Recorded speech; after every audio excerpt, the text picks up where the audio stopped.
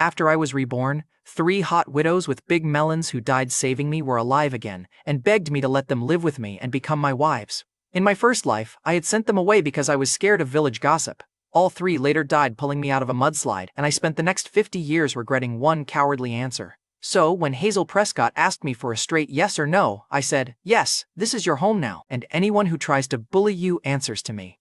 I was Rhett Winslow, 27 again, inside my old farmhouse in Cedar Hollow in winter, 1980. My hands were young. The mud-plastered house that had collapsed in my first life stood around me. Hazel was alive, close enough to touch. The bold widow and the youngest breathed by the door. They had to leave before dark if I refused. Nobody else had a warm bed for them. The youngest tried to thank me.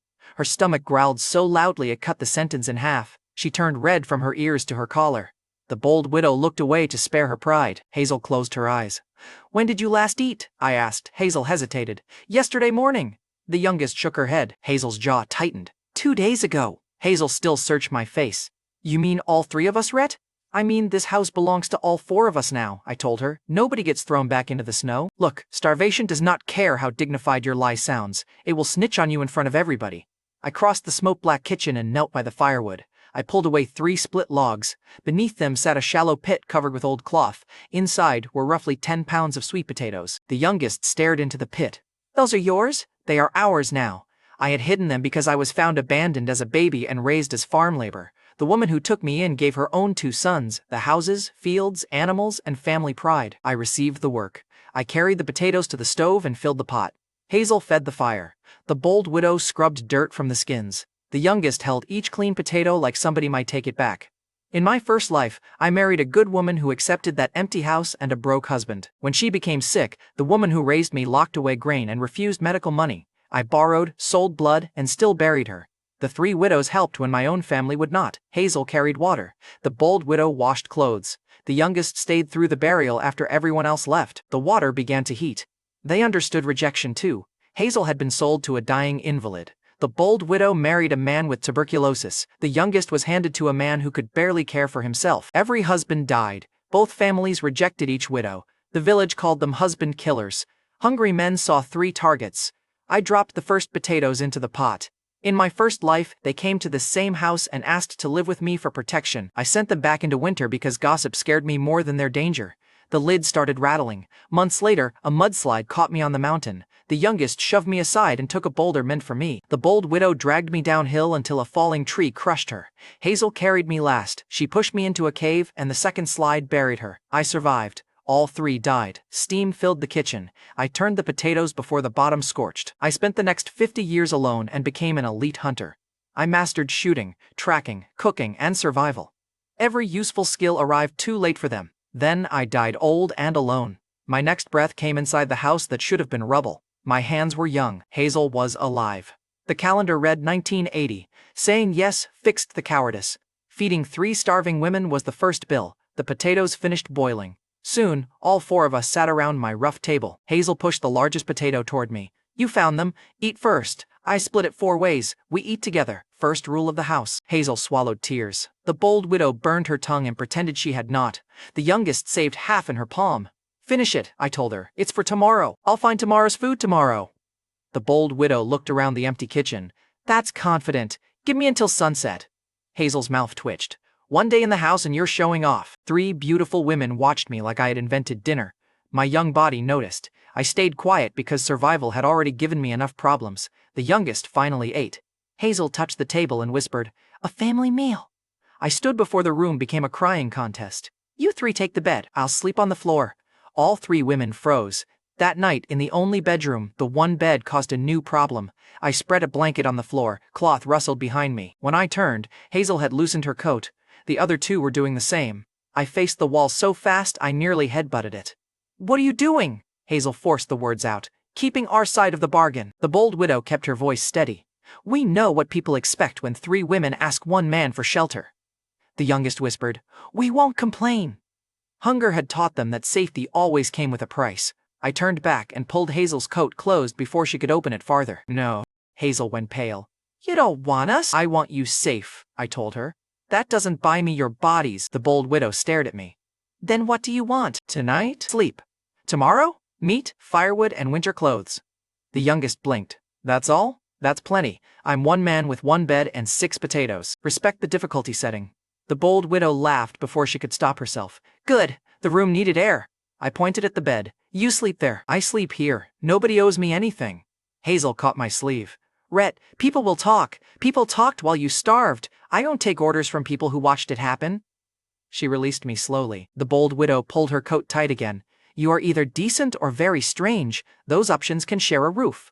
Hazel gave me a tired look. You joke now? I nearly died facing the wall. I earned one. The youngest covered a small smile. Some fear finally left her face. I lay on the floor with my back to them. The 3 women climbed onto the bed fully dressed and pressed against the far edge. A strip of empty mattress stayed between us. Nobody spoke for several minutes. I had finally done one thing right. The floor made sure I did not become proud about it. The bold widow was Lorna Whitby. She had laughed first, and she checked the loose window latch before lying down.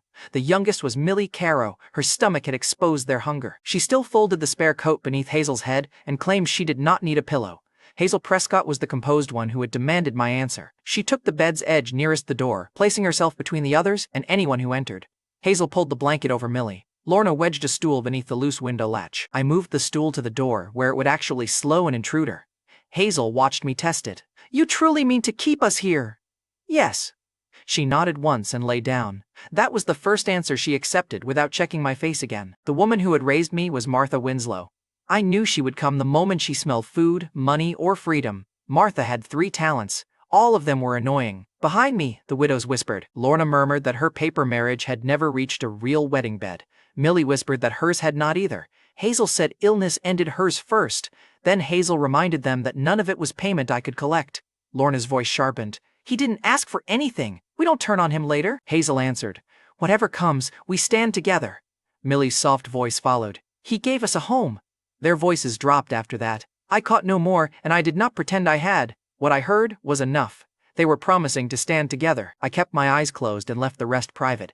Before sunrise, I woke with one shoulder numb and my dignity somewhere under the stove. The bed was empty. Outside, Hazel swept the yard. Lorna had washed our clothes and hung them near the wall. Millie scrubbed the cooking pot with both hands.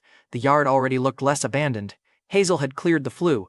Lorna had patched my only spare shirt. Millie had stacked the remaining firewood by size. They had even saved half a sweet potato for me. It sat on a cracked plate beneath a clean cloth. 3 women who had arrived starving had protected my share before protecting their own. I reached for Hazel's broom. She turned her back and kept sweeping. I reached for Lorna's wet shirt. She lifted it out of range. Millie hugged the cooking pot to her chest. Apparently kindness had made them territorial.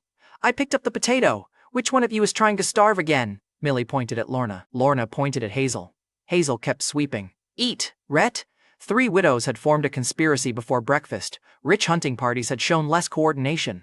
I took one bite. You didn't need to work before sunrise. Lorna wrung water from my shirt. You gave us a roof. Let us bully the dirt. Millie lowered her eyes. We need to earn our food. No, I told her. You can help because this is your home. You don't pay rent with hunger or fear. Hazel stopped sweeping long enough to look at me. You keep making rules. Somebody has to. Your first breakfast policy was criminal. That earned another small smile from Millie. Good. Smiles were cheaper than medicine, and we were broke. I finished the potato and checked their hands. Hazel's fingers were split from cold. Lorna's knuckles were raw from washing. Millie's sleeves ended above her wrists. I took the wash basin from Lorna and moved it closer to the stove. Then I wrapped the broom handle with cloth so Hazel's split fingers would stop rubbing bare wood. Millie watched both repairs and quietly pulled her sleeves lower. Hazel pulled her hands back. We've endured worse. That's a terrible standard. Lorna glanced at my patched coat. Your standard isn't exactly luxurious. She's got a point, Millie whispered. I looked at her. Careful, Millie. One full meal and you're already ganging up on me. Millie's mouth curved. Maybe I learn fast. 2 smiles and 1 mutiny before sunrise. The household was recovering fast. Meat alone would not solve winter. I needed skins, firewood, and money. I looked toward the white mountain beyond Cedar Hollow. In my first life, I had learned every ridge, game trail, and safe crossing up there. The skill remained. My young body only needed to prove it could keep up. So I pulled my old bow from the rafters and checked the string. 2 arrows were warped. 1 had loose feathers. I kept the small bundle that could still fly straight. Enough for food if I did not waste them. Not enough for panic. Hazel stopped sweeping. You're going to the mountain, she said. I promised food by sunset. Lorna leaned against the wash line. We were teasing. Was not? Millie gripped the wet cloth in her hands. The mountain had already taken them from me once. None of them remembered that life, but I did. Snow was coming, and by sunset I needed meat. That morning, in the cleaned yard, I strapped on my bow. The pantry held 6 potatoes and snow was coming. Hazel blocked the gate. She had one hand over the jade pendant at her throat. It was the only valuable thing any of the women still owned. "The North Slope is dangerous after snow," Hazel warned. "Take this." She pulled the pendant free and pressed it into my palm. It had belonged to her late mother. Hazel believed it protected travelers. I tried to hand it back. "You've already given me trust. Keep the jewelry." Hazel closed my fingers around it. "Bring it home with you." That sounds suspiciously like a leash. Her eyes narrowed. "Come back alive, Rhett. Then we can discuss the leash." Lorna coughed into her fist to hide a laugh. Millie did not bother hiding hers. "Wonderful. One night together and I was already losing arguments 3-1. I tucked the pendant under my shirt. Hazel stepped aside, but she caught my sleeve first. "Meat isn't worth your life. To 4 hungry people, it is at least worth a careful mourning." That answer did not satisfy her. It was still the truth, so I left Cedar Hollow before sunrise, carrying the same old bow I had used as a poor young farmer. I still carried 50 years of hunting memory. I knew tracks, wind, blood, bad weather, and rich clients who thought cash could scare bears. Halfway up the first ridge, Hazel's pendant became hot against my chest. I stopped beside a cedar and pulled it out. Green light flooded my hand. Then, the mountain disappeared. I landed on soft grass beneath a clear sky. Fields stretched beyond a fenced animal pen. A spring shone beside a modern 2-story house that had no business existing in 1980. I stood there with my bow raised at a front porch. No enemy appeared. A calm caretaker voice spoke from the empty air. "The hidden homestead has accepted you." I lowered the bow 1 inch. "Why me?" The pendant carried the door. Your restored body matched the key. Hazel had carried the pendant without knowing it was a door. I still did not know who built the place, and dinner had a deadline. "Naturally," I muttered. "I went hunting and inherited a magical farm." The front door opened by itself. The house had clean rooms and running water. Its kitchen was better than anything in the county. I opened the refrigerator. Empty. Of course it was. The miracle included property, not lunch. The caretaker gave me only the rules I needed now. I could enter by thought. Nobody outside could follow. Time matched the mountain. Stored food stayed fresh. A mirror near the entrance showed the exact place I had left outside. I could check that view before returning. I knelt beside the spirit spring and drank from both hands. Cold water hit my stomach. Heat spread through my muscles. The fatigue from sleeping on the floor disappeared first. My breathing deepened. Old aches vanished. Sounds sharpened until I heard water moving beneath the grass. I gripped the stone edge. A corner broke off in my hand. I stared at it. The caretaker voice remained calm. "The spring restores what time weakened." I tested my body instead of asking for a lecture. The bow reached full draw without shaking. I jumped the low fence and cleared it easily. My eyes picked out individual leaves across the field. The face in the spring was still mine, only healthier. The gray exhaustion of hunger and hard labor had disappeared. "Good," I muttered, because my old body arrived with several complaints. The voice asked me to use the homestead's harvest to help people rather than hoard it. I thought of 3 women saving half a potato for me. Agreed. That was enough ceremony. We had dinner to catch. I pictured the cedar tree. The hidden homestead released me beside it. Several minutes had passed in both places. I started uphill. Fresh rabbit tracks crossed the snow within minutes. I followed them through brush, waited beside a burrow, and took the first rabbit cleanly. A pheasant exploded from the grass. My second arrow dropped it before it cleared the trees. I touched both animals and sent them into the hidden homestead. The bodies vanished from the snow and appeared inside its cool storage room. I checked the trail behind me. No dragged carcass, no weight over my shoulder, just 2 clean patches in the snow and a secret nobody could follow. That little trick saved weight and hid my haul. By noon, several rabbits and pheasants waited in storage. My first life skill still worked. My younger hands obeyed it faster. The new body changed the pace. I crossed slopes that once required rest, carried the bow at full draw longer, and heard animals before they broke cover. That power came with a problem. If I returned carrying everything, the village would stop seeing a lucky farmer and start seeing an impossible one. Then I found tracks wider than my hand. A wild boar had churned through the lower brush. Judging by the depth, it weighed close to 300 pounds. That was meat, money, leather, fat, and enough trouble to make the whole village ask questions. I followed broken branches into a clearing. The boar stood beneath an oak, digging through frozen ground. One tusk was chipped, its shoulders rose higher than my waist. I had one clean angle. The boar lifted its head. It lowered its head and shifted its weight into its front legs. I waited. I drew, let it turn, and drove an arrow behind the front shoulder. It charged anyway. Frozen dirt kicked under its hooves. I held my ground until the tusk filled my vision, then stepped aside. The boar tore past me, ran 20 yards, and dropped. My sleeve fluttered where the tusk had passed. Close enough to respect, far enough to win. My first major kill of the second life took one arrow. I put a hand on the carcass and moved it into the homestead before the blood scent spread. I had barely stored the boar when 5 wolves stepped out of the trees. They had followed the same blood trail. 2 came from my left, 3 blocked the slope below. The nearest wolf lowered its head. The rule was simple. I had a shrinking quiver. 5 wolves only needed one mistake. The first wolf sprang. I fired into its chest, turned, and shot the second as it rushed from the brush. Both dropped. The other 3 came together. I thought of the hidden homestead. The clearing vanished a heartbeat before their teeth reached me. Inside, I stumbled across the grass and spun toward the mirror. 3 wolves crashed through the space where I had stood. One hit the oak hard enough to lose all dignity. Look, I respected predators. That wolf still got folded by a tree. The mirror showed them circling my exit point. They could not enter. They could not see me. I waited until one turned away. Then I returned outside, loosed an arrow, and vanished again before the other 2 reached me. The third wolf fell. The survivors backed away from the empty air. Their ears flattened. They had expected lunch. They had received a disappearing old man in a young body. I checked the mirror, returned behind the oak, and fired again. 4. The last wolf ran uphill. I stepped out and followed. The spring made the chase brutally unfair. I closed the distance and read its next turn from the snow. The final arrow struck between its shoulders before it reached the ridge. Then I stood alone in the clearing, breathing hard for the first time all day. The trick worked, but it cost 5 arrows and exposed the homestead's best defense. 5 wolves had surrounded me. A few minutes later, I owned 5 winter pelts. Beautiful, efficient, impossible to explain. I stored the wolves in the homestead and cleaned the visible blood from my clothes with spring water. Then I counted what I had: 1 300-pound boar, 5 wolves, several rabbits and pheasants. More food than Cedar Hollow believed a poor farmer could collect in a month.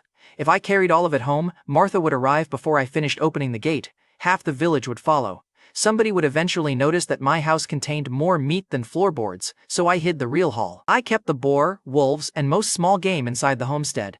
I carried only 2 rabbits at my belt. 2 rabbits looked impressive. A boar and 5 wolves looked like a government investigation. Near sunset, I walked back into Cedar Hollow. Hazel saw me first from the yard. She dropped the broom and ran through the gate. Lorna came behind her with a kitchen knife still in one hand. Millie nearly tripped over the firewood trying to catch up. Hazel grabbed my shoulders. "Where are you hurt?" "Nowhere." Her hand found the jade pendant beneath my shirt. Hazel closed her fingers around it and breathed out. "You brought it home." "I was attached to it." Lorna glanced at Hazel's hand. "The leash worked." Hazel ignored her and checked my collar for blood. Lorna circled behind me and checked my coat. "Turn around. I brought dinner, not a medical inspection." "You brought yourself back late," Lorna replied. "Inspection included." Millie touched one rabbit and stared. "You killed both?" "Got lucky." Hazel looked at the clean arrow holes. Then she looked at me. "That phrase is going to become annoying," she said. "She was right. I used it anyway. The women found no blood on me." Their fear shifted into relief, then pride. Millie rubbed the rabbit fur with one thumb. "It's warm. That's usually how fresh works." Millie looked up, offended for half a second. "The rabbits impressed me. You're still under inspection. Take your time. I brought dinner." She smiled. "Good." The shy one had teeth after all. Lorna lifted one rabbit by the legs. "You promised food by sunset. The sun's still visible." Lorna squinted at the ridge. "Barely. Still counts." Hazel shook her head, but she kept one hand on my sleeve as we walked inside. That was new. In my first life, nobody waited at the gate. Nobody checked whether I returned in one piece. I kept that thought short because the rabbits needed skinning. That evening, in the smoke-black kitchen, I braised one rabbit and made soup from the bones. The second stayed hidden in the cold shed as tomorrow's believable food. The smell filled the farmhouse. Millie held her bowl with both hands. She took one sip, closed her eyes, and refused to put it down. Tears slipped onto her cheeks before she noticed them. Lorna tore off a piece of meat, then slid half into Hazel's bowl. Hazel pushed it back. "Eat!" Lorna pushed it toward Millie instead. "She's the smallest." Millie frowned. "I'm also sitting here." Good. Hunger had stopped making every decision for them. Now they could argue like people who expected another meal. I divided the meat again and made all 3 eat. Millie tried to hide one piece for breakfast. I caught her hand before it reached her sleeve. She looked guilty. "Habit." "New habit," I told her. "Eat tonight. Trust tomorrow to me." Lorna watched that exchange, then deliberately took a second piece. Hazel followed. The choice was tiny. Hunger had made it dangerous. Hazel finally looked at me across the steam. "You truly can hunt." "I had a good teacher." Hazel leaned forward. "Ooh, bad decisions," Lorna laughed. Millie hid a smile behind her bowl. I raised mine. "This meal is the beginning. We will have enough food, enough firewood, and enough clothing." Hazel held my gaze. "Don't promise what can kill you. I'm promising what I can do." Outside, wind carried the rabbit smell over the wall. The wolves had failed to take my dinner. The people who believed my dinner belonged to them were about to try. That evening, while the four of us ate rabbit, Darlene Winslow stopped outside my gate. Darlene was married to one of Martha's favored sons, and she was Cedar Hollow's fastest gossip. She smelled meat, saw 3 widows at my table, and found 2 scandals for the price of 1. I caught her face between the fence slats. She counted the women first. Then she counted the bowls. Her eyes stopped on the rabbit pieces like she had found buried gold. Darlene could have kept walking. She could have minded her own house. That option never stood a chance. She lifted her skirt from the snow and ran toward Martha's house. Before she reached Martha's yard, Darlene shouted, "Rabbit at Rhett's house!" Lorna watched her disappear. "Friend of yours?" "Family," I said. Hazel set down her spoon. "That sounded worse?" "It usually is." We had barely finished half the meal when my gate slammed inward. Martha Winslow marched through first. She was the adoptive mother who had raised me as labor. Darlene came behind her, already pointing at our table. "There!" Darlene shouted. "He's got rabbit while his own family goes hungry." Martha did not ask where the meat came from. The meat detector had found a signal. Questions were for people with shame. She kicked the gate wider and looked at the women. 3 husband killers eating in my son's house. Have you no decency? Then Martha pointed at Millie. "You were thrown out for bringing death to one family. Now you came here to eat another one empty?" Millie's hand tightened around her bowl until broth ran over her fingers. Hazel stood and placed herself in Martha's path. Lorna moved beside Millie, one shoulder turned forward. They had arrived hungry and frightened. One dinner later, they were already forming a wall. Martha saw it and sneered. "Look at them! Already acting like wives!" The insult embarrassed the women. It also made all 3 stay exactly where they were. I stepped between Martha and the table. Martha's mouth fell open. "You order your mother out? You stopped being my mother when my wife died." People in the lane heard me. 2 neighbors slowed outside. Then 3 more stopped behind them. Good. Martha wanted family pressure. Now she had witnesses. She jabbed a finger toward my chest. "I raised you from nothing. You raised me behind your 2 sons. Your sons received the houses, fields, livestock, and every good tool. I worked those fields and handed you my earnings." Martha tried to cut in. I spoke over her. "When my wife got sick, you locked the grain room. I sold blood until I could barely walk. The village cooperative lent me funeral money. Buried her owing every dollar while your grain stayed dry." The lane went quiet. Martha looked from face to face. "Nobody stepped forward for her," she snapped. "Your wife was already dying. Why waste good grain?" Hazel inhaled sharply. Martha had just said the ugliest part out loud. I stepped closer.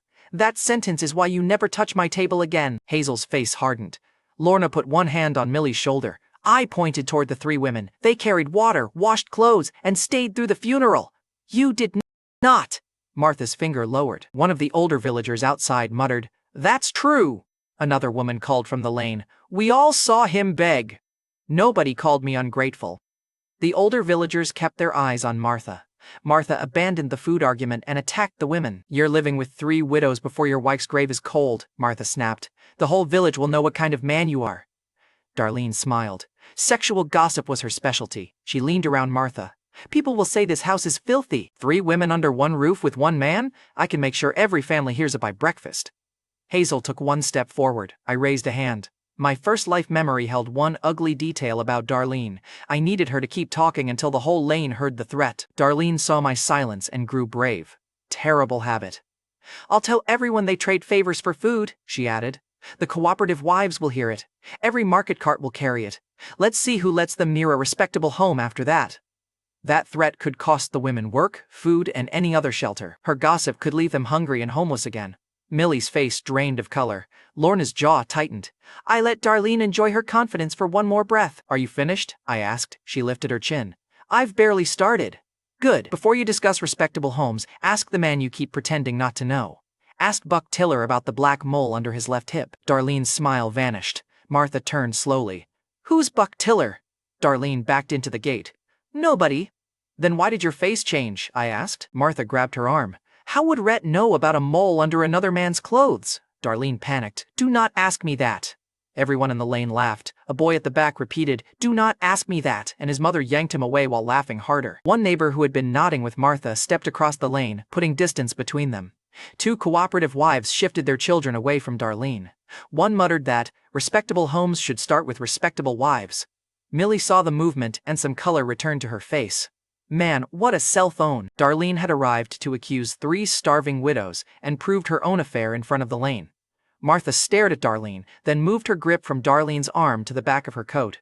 You shameless woman, Martha hissed. Your husband works all day and you run around with Buck Tiller? Darlene yanked her arm free. Rhett's lying. Then why did you know which mole he meant? Lorna asked. Darlene opened her mouth. Nothing came out. Beautiful! Back then, the scandal broke years later. This time Darlene had threatened the women under my roof, so I used the truth now. Now every listener was staring at Darlene instead of the widows. Martha forgot the rabbit for almost 10 seconds, then she reached for it anyway. She lunged for the serving bowl. I caught it first and lifted it over her hand. That meat belongs to the Winslow family, Martha barked. No, it belongs to the people who live here. Martha struck her chest. I am your mother. I moved the bowl farther away.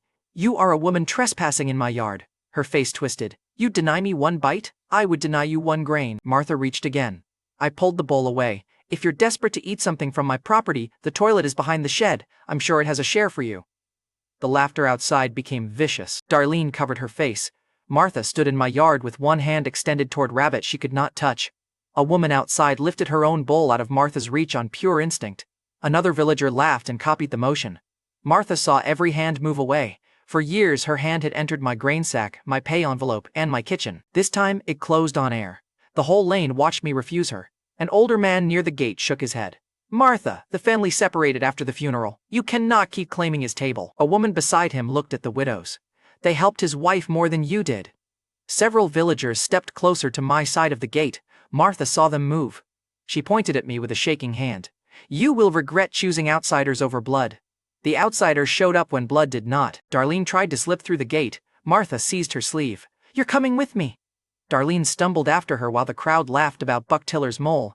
I shut the damaged gate behind them. For one quiet second, the yard held only the four of us. Then Millie threw both arms around my waist. Hazel hugged me from one side. Lorna joined from the other and nearly drove the air out of my lungs. I had survived 5 wolves that morning. 3 grateful widows almost finished the job by affection. Millie spoke against my coat. This happened because of us. No, I told her. Martha made this fight years before you entered my house. Get used to being treated well. Millie pulled back. She'll come again. Then she can lose again. Hazel looked up. You lost your family today. I lost people who used the word. That is different. Lorna's grip tightened around my arm. And what are we? I looked at the 3 women occupying every useful inch around me. Currently? Breathing problem. Lorna laughed through wet eyes and loosened her hold. Then I answered properly. You are the people who stayed. Lorna wiped her eyes and glanced toward the shed. Did you truly offer her the toilet? I shrugged. I offered options. Lorna counted on one finger. That was one option. She wasn't listening well. Hazel tried to look disapproving. Her mouth betrayed her. Good. The house had survived its first invasion, and the women were laughing instead of packing. I made them sit and finish the rabbit before it cooled. Millie still watched the gate between bites. I moved her chair so her back faced the wall, Lorna noticed. She did not comment. She simply took the seat nearest the door. Hazel found a strip of cloth and wrapped Millie's broth-burned fingers. Her hands stayed steady, but her eyes kept returning to the broken latch. I'll repair it tomorrow, I told her. Hazel tied the knot. Repair it tonight. I looked at the darkness outside. You're strict for a guest. Her eyes met mine. You called this our home. Fair. Hazel remembered every promise. I fixed the latch before sitting again. It clicked shut. The next person who entered would have to break something and announce the crime. Hazel divided the remaining meat equally, including my portion this time. Millie hid nothing in her sleeve. Nobody saved the largest piece for a man who had already eaten. After the yard emptied and the women slept, I went to the well. The hidden homestead had given me one more way to protect them. I entered by thought, filled a small jar from the spirit spring, and returned beside the well. Then I poured a diluted amount into the household water. The caretaker had warned me that pure spring water would change another person too fast. Mixed this thinly, it would strengthen them slowly without exposing the secret. I lowered the bucket and stirred the well once. The hidden homestead remained mine alone to know. The stronger water belonged to all 4 of us. I thought throwing Martha out had ended the meat fight. The next time she came for my food, she brought the whole village to watch. Dawn, I left with 1 thin shirt, 1 hidden boar, and $1,000 funeral debt. Hazel stood by the gate in my patched coat. I had put it around her after seeing her shiver. She tried to give it back. You'll freeze on the cart! The spring had left me warm enough to cheat the cold. Hazel had no such advantage. I kept that part to myself and tightened the coat around her shoulders. I told her, keep it until I return. Hazel caught my wrist. Return with your arms still attached. I like the coat better that way. Lorna leaned against the wall. One night on the floor, and he already has a woman dressing him. I answered, in my defense, Hazel wore poverty better than I did. Hazel's cheeks warmed. Millie hid a smile behind both hands. Then Hazel pushed a cloth bag into my chest. Inside sat the last sweet potatoes and one cold rabbit leg. Hazel glanced at the repaired gate. Will Martha bring more people next time? I slung the bag over my shoulder. Probably. Need buyers first, then she can bring everyone. You're taking food, Hazel ordered. I told Hazel. Yes, ma'am. Lorna whistled. He folds quickly. Told her, I survived wolves. I know when I'm outnumbered. Before sunrise, Clyde Hatcher's ox cart carried me toward town. Clyde was Cedar Hollow's cart driver and unofficial owner of every rumor within 10 miles. He saw Hazel in my coat, saw me riding without it, and understood the problem before I sat down.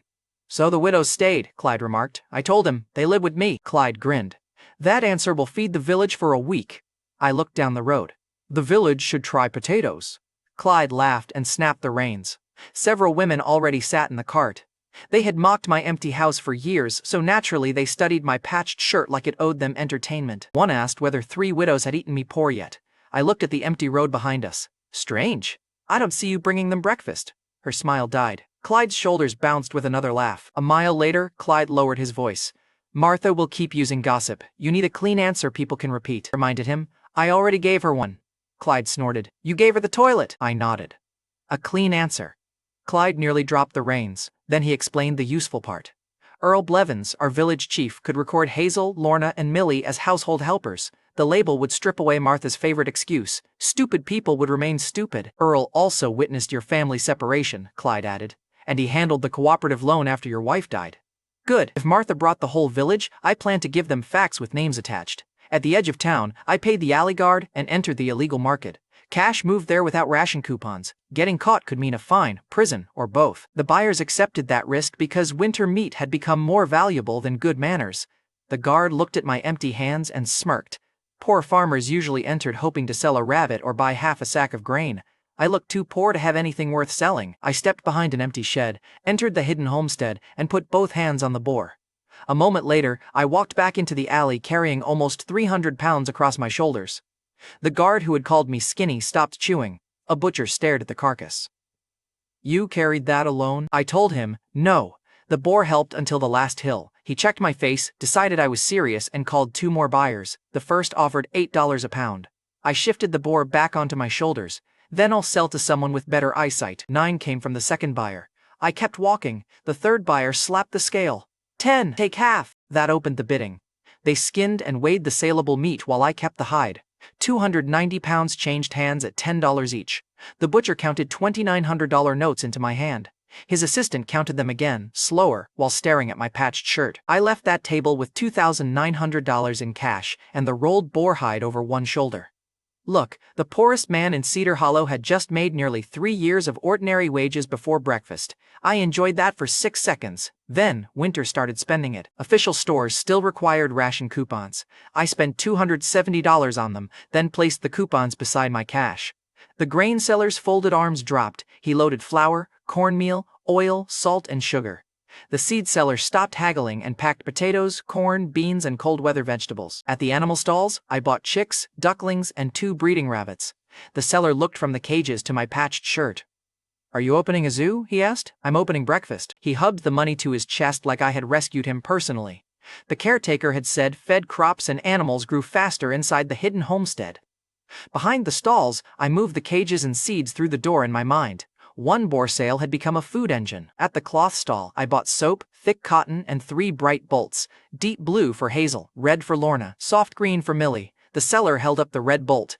Your wife? Complicated. He lifted the other 2 and raised his eyebrows. Very complicated. By afternoon, I climbed onto Clyde's cart with food sacks, cotton, and soap. 3 bright cloth bolts sat beneath the boar hide. The same village women stared. One woman quietly moved her basket so the bright cloth would not brush it. Then she checked the other passengers and moved the basket back. Another woman touched the hide. Where did you get this? I answered. Mountain. She stared at me. You killed a boar? I tapped the hide. That is usually how they become available. Clyde coughed into his sleeve. The red cloth slipped into view, then the blue, then the green. The women who had laughed at my poverty studied those colors all the way home. For once, their mouths did useful work. They stayed shut. At Cedar Hollow's entrance, Martha was already crying for an audience. Clyde tied the ox to the post and moved the other passengers behind the crowd. She had planted herself in the snow with both hands on her chest. Every time a new villager arrived, her voice found fresh strength. Incredible recovery. She had gathered half the village around Earl Blevins. Earl was the village chief, the man who witnessed my family separation, and the person still holding my funeral loan record. Martha saw the boar hide and turned her crying up another level. "There he is," she shouted. "My ungrateful son has money for 3 shameless women, but he lets his own mother starve." The meat detector had upgraded from gate raid to public theater. Same appetite, larger audience. I climbed down beside the cart. "Earl, since everybody came, let them judge the whole story." Martha rushed toward the goods. I stepped between her and the cart. I faced Martha. "Tell them who worked your fields for 20 years. Martha's mouth tightened. "Tell them who received the houses, land, animals, and tools." Martha's 2 favored sons were absent. Their shares were not. Then I pointed toward Earl. "Tell them why I still owed the cooperative $1,000 after my wife's funeral." An older woman in the crowd answered first. "Because Martha refused him grain or money." Another villager added. "We saw him sell blood." Martha swung toward them. "Family business." "You brought it to the village entrance," I reminded her. Earl folded his arms. "The Winslow household separated after the funeral. I witnessed it. Rhett received this farmhouse and his own debts. Martha kept the rest with her sons." Several villagers nodded. Martha looked around and found no one willing to argue. The shouting had reached our farmhouse. Hazel, Lorna, and Millie came down the lane and stopped beside the cart. Martha saw the crowd slipping away from her. 2 women who had comforted her moments earlier stepped back. Martha pointed at the widows instead. "He lives with 3 young widows," she shouted. "Call them helpers if you want. Everyone knows what happens in that house." Hazel, Lorna, and Millie had helped my wife while Martha counted grain behind a locked door. Now Martha wanted their hunger to look immoral. I faced the crowd. Hazel carried water during my wife's illness. Lorna washed her clothes. Millie stayed through the burial after my family left. Several villagers nodded. "I owe them shelter and protection. Martha wants them outside because helpless women are easier to shame," Martha snapped. "Then let their own families feed them." Earl looked directly at her. "You object to Rhett housing them. Will you take all 3 into your house and feed them through winter?" Martha stopped. The crowd waited. Earl repeated the question. "Yes or no?" Martha glanced at the food on my cart. "Why should I feed husband killers?" There it was. Her concern ended the moment Earl asked her to feed them. Laughter rolled through the crowd. Earl nodded once. "Then they remain with Rhett as registered household helpers." "That ends the excuse." Hazel's fingers closed around Millie's hand. Lorna lifted her chin toward the crowd. All 3 stood in public without looking ready to run. Martha's jaw worked. Nothing came out. The crowd laughed again. I pulled $100 notes from my shirt and handed them to Earl. "This clears the funeral loan." He counted once, then looked at me differently. "Paid in full." Martha stared at the money harder than she had stared at the boar hide. Earl tucked the record away. "The county is loosening some private trade rules. A man who hunts well and pays what he owes should stay ready." Told Earl. "I plan to." Martha tried one final glare. Nobody moved with her. She left alone. After Earl dismissed the crowd, Hazel, Lorna, and Millie helped carry the goods home. I told them their residence was now recorded in public. Millie touched the green cloth, then looked toward the gate. "So nobody can throw us out?" "Anybody who tries has to get through us," I told her. "If someone grabs you," Hazel and Lorna hit back. "Millie, you shout until the whole village comes running." Millie lifted the broom. "I can hit and shout." Lorna examined her tiny stance. "Terrifying." Millie swung the broom at her ankles. Lorna jumped back. I nodded. "Promoted." Millie handles low targets. She looked proud enough to guard a fortress. Then, I opened the sacks. Food covered the table. Cotton filled one chair. Soap sat beside enough sugar to make Millie stare twice. The boar hide covered half the floor and would make a heavy winter blanket. Hazel measured the hide with both hands. Lorna voted for a mattress. Millie wanted a blanket big enough for all 3. I told them the boar had been rude in life so it could work twice in death. "These are for my people," I said. All 3 women went still. Hazel touched the deep blue cloth and immediately checked whether the other 2 had equal lengths. Millie pressed the green against her sleeve, then tried to claim it was too bright for her. Lorna ignored both of them, snatched the red, and held it against herself. "How does it look?" Lorna asked. In my defense, red was winning. I answered, "It looks dangerous." Lorna smiled. "Good answer." Hazel glanced at me over the blue cloth. "He practiced that on the cart," I told Hazel. "I spent the cart ride being stared at by married women. I was under pressure." Millie laughed into the green fabric. Then Hazel brought out a wrapped bundle. While I was gone, they had used the rabbit fur and spare yarn. Inside were a pair of fur-lined gloves and a thick scarf. Lorna pushed the gloves into my hands. "Your fingers came back cold yesterday." Millie wrapped the scarf around my neck twice. "Now you have no excuse." Hazel tightened the knot. "And the coat stays with you next time." Nobody had ever made me clothing before. I allowed myself one breath to feel it. Then Lorna tugged the scarf until I bent toward her. "Too tight?" I told Lorna. "You are enjoying this." Lorna smiled. Very much. The three of them smiled. My household had gained food, legal cover, and a coordinated bullying department. After they slept, I entered the hidden homestead. I planted the seeds in neat rows. Chicks already moved with more strength. Ducklings chased each other around their pen. My breeding rabbits had emptied their feed tray and looked ready to start a dynasty. I processed the 5 wolf hides and stacked the winter pelts beside the boar hides' empty space. The bow had fed us, but the wolf fight had cost 5 arrows. Bigger game and longer hunts would get worse. I needed a hunter booklet and a legal gun. So the next morning, I went to ask Earl for a recommendation. A licensed hunter from neighboring Black Pine Hollow was already in his yard, claiming Cedar Hollow's mountain for himself. The next morning, Earl's yard was crowded around Vern Dillard's rifle. Vern was Black Pine Hollow's licensed hunter. He had come to explain why Cedar Hollow's mountain apparently belonged to him. He rested the rifle across one shoulder and looked over our villagers. "No licensed hunter lives here. That means your people have no business chasing game on the North Slope." One farmer argued that Cedar Hollow families had gathered firewood there for generations. Another reminded Vern that our traps had fed both villages during a bad winter. Vern smiled. "Gather sticks. Leave the animals to men who can shoot." There it was. 1 rifle, 1 license, and enough confidence to annex a mountain before breakfast. Earl saw me enter. Rhett came to ask for an exam recommendation. Vern looked at my patched clothes. "For him?" "For me," I answered. Vern laughed. Several men from Black Pine Hollow joined him. I let them finish. Arrogant people build better stages when nobody interrupts. Then Vern tapped the rifle stock. "A recommendation wastes paper. If Cedar Hollow had a hunter, he would prove it." I told Vern, "Name the proof." Vern pointed toward a flock of sparrows feeding near the field wall. 5 shots each. Most birds wins. I use my rifle. You use whatever little toy you trust," I answered. "If I win, Black Pine Hollow drops its claim to our North Slope." Vern's smile widened. "And when you lose, Cedar Hollow stays out of my hunting ground." Earl looked at me. The wager was informal, but every witness would remember who backed down. Vern had tied his mountain claim to his shooting reputation. Half the Cedar Hollow crowd shook their heads and muttered for me to refuse. 4 rifle hits sounded unbeatable. The other half leaned toward the fence and started taking sides. I nodded. "Shoot first." Vern smiled wider. Vern loaded 5 rounds and stepped to the fence. His first shot dropped a sparrow from the ground. The flock burst upward. His second shot hit another. The third missed. Vern adjusted, fired twice more, and dropped 2 birds from the moving flock. 4 hits from 5 rifle shots. The Black Pine men cheered. Cedar Hollow went quiet. 4 moving birds was serious shooting, and Vern knew it. One Cedar Hollow man muttered that we had already lost the slope. A woman beside him told him to shut up until I shot. Good woman, terrible odds. Vern opened the rifle and blew smoke from the barrel. "Your turn, farm boy." I reached inside my coat and pulled out a homemade slingshot. Both sides laughed. The frame was ash wood, cut years earlier and worn smooth by practice. I had trusted it on birds long before I ever touched a fine gun. Vern stared at it. "Are you hunting or remembering childhood?" I told him. "Keep counting." I picked 5 round stones from my pocket and held them between my fingers. The surviving sparrows wheeled over the field. I fired once. 1 bird dropped. The flock turned. My second stone caught the leader. My third took the bird behind it. The 4th sparrow folded near the wall. One last sparrow tried to climb above the trees. My last stone reached it first. 5 stones, 5 sparrows. About 5 seconds. The whole yard forgot how to make noise. Vern checked the birds, then checked my slingshot, as if one of them had cheated. A Cedar Hollow boy finally shouted, "5!" That broke the silence. Our villagers erupted. Men slapped the fence.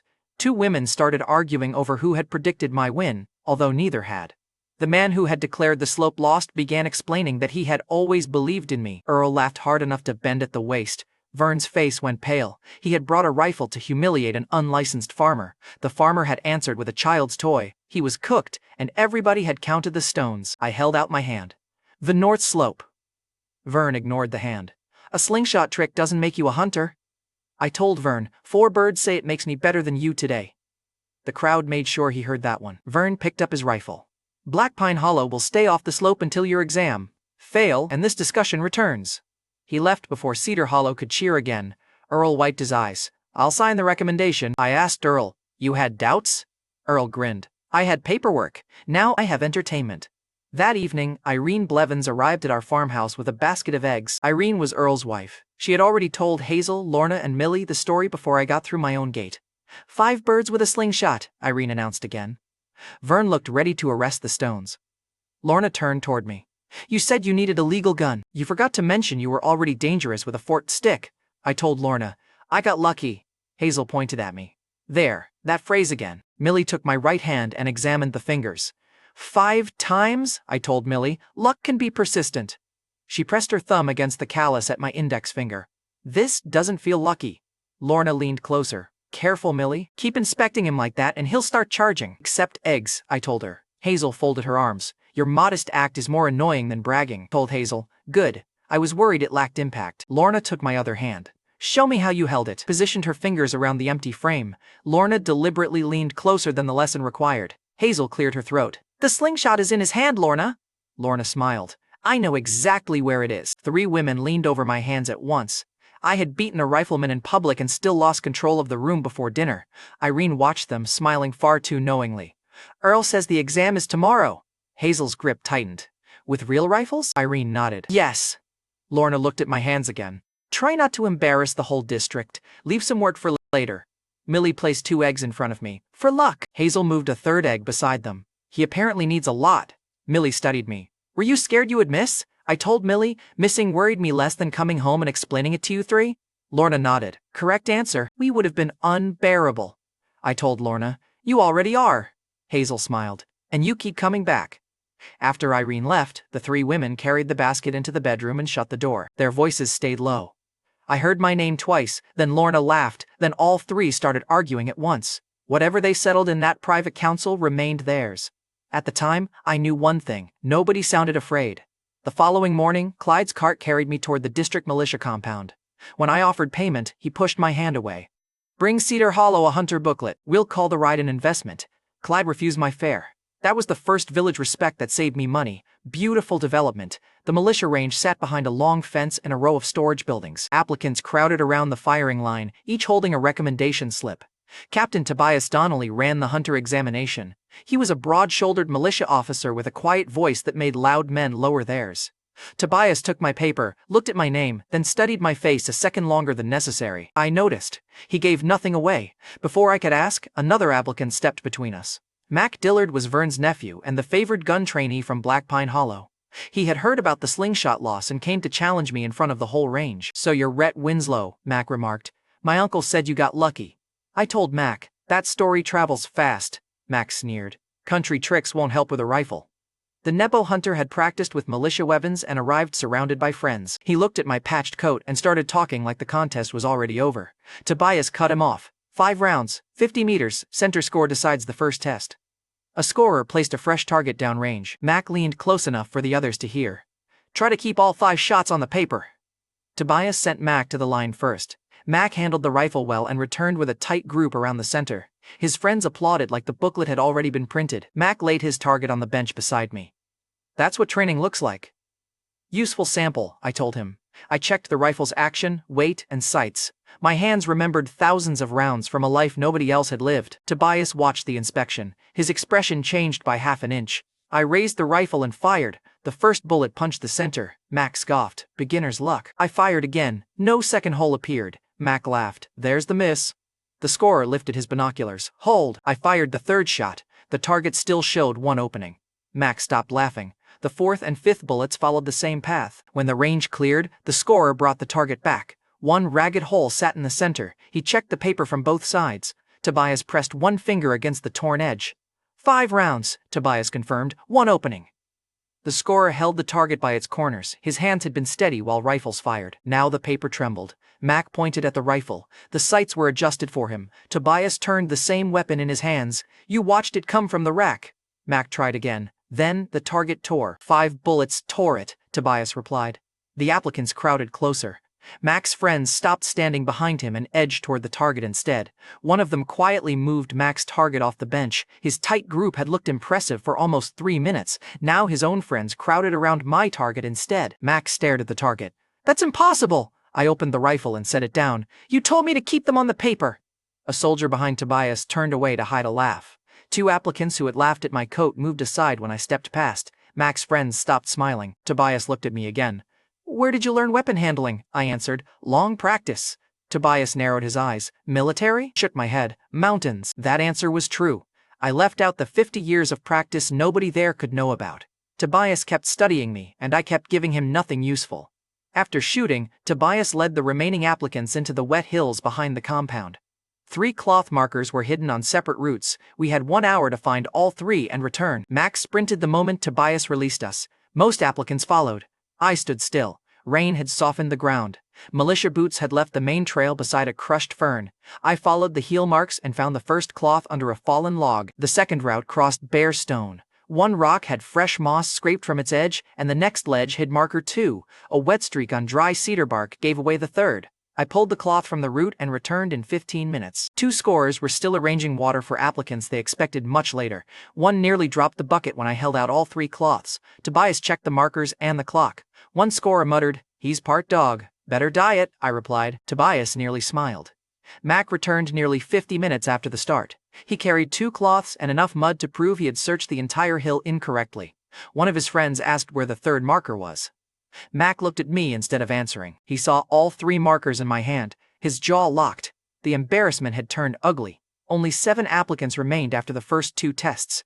Tobias announced the final test would run overnight in the deep timber. Each of us would carry 1 knife and 1 rescue flare. Fire the flare, and you failed. Mac followed me toward the mountain without another insult. That silence worried me more than his mouth ever had. That afternoon, the final 7 applicants entered the deep timber. The survival test gave each of us 1 knife, 1 rescue flare, and 1 rule. Stay alive until 6 in the morning. Fire the flare, and you failed. Mac had lost to me with a rifle and on the tracking hill. He followed me into the trees without speaking. I expected trouble. My assigned campsite sat inside a rocky bowl with 1 easy exit. Mac passed above it with 2 friends, studied the bottleneck, and kept walking. Bad place for running, good place for controlling a fire. By dark, I had a lean-to, a low fire, dry wood, and 2 fish roasting over the coals. One applicant saw the meal and stared like I had opened a restaurant. "First night outside?" I asked. He kept walking. I had spent 50 years guiding rich hunters who forgot socks. Shelter was the easy part. After dark, footsteps stopped outside the light. 2 sets. They waited behind the brush, close enough for me to hear one man breathing through his mouth. I kept turning the fish as if I had noticed nothing. A minute later, the footsteps moved around my camp. One man crossed the narrow exit. The other circled near the rock wall. Then both slipped away uphill. I waited until the forest settled. The air smelled wrong. Blood! I walked the edge of the firelight and found dark splashes across the snow. Rabbit blood had been spread around my shelter and through the narrow exit. The message was simple. Predators would follow the scent into a boxed-in camp. Wolves could surround the shelter. A boar could charge through the only exit. Whoever planted it wanted teeth to do the killing. That plan had already landed. I could smell fresh movement in the lower brush, and whatever followed the blood was getting closer. Mac had spent the afternoon watching me. His friends had vanished from their own fires before those footsteps arrived. I treated that as a working theory and followed the tracks. The spring-enhanced hearing made their whispers easy to trail. I stayed far enough back that their firelight never touched me. They moved north and crossed a frozen creek. One of the men stopped on the far bank and looked back. I dropped behind a dead pine while snow slid from the branches onto my shoulders. He listened for several seconds, heard only the creak, and kept walking. They entered a shallow cave beneath a granite shelf. Mac waited inside with 2 men from the exam. Their fire showed me the cave mouth, the tree above it, and the narrow trail connecting them to my bowl. I heard one of the men whisper, "The smell should bring something before midnight."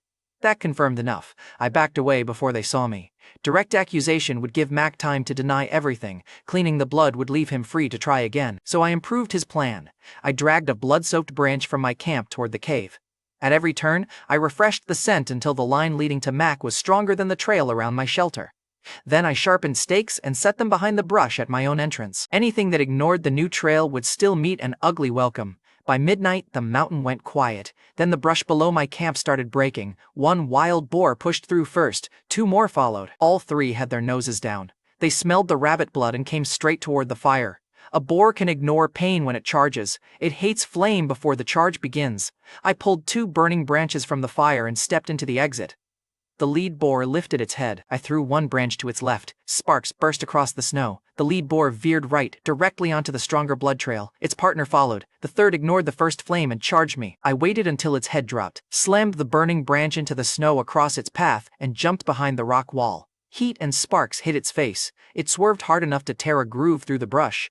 I swung the other branch low and drove it behind the pair. 3 boars thundered uphill toward Mac's cave. I followed through the trees. The first scream came before I reached the granite shelf. Mac burst from the cave with the boars behind him.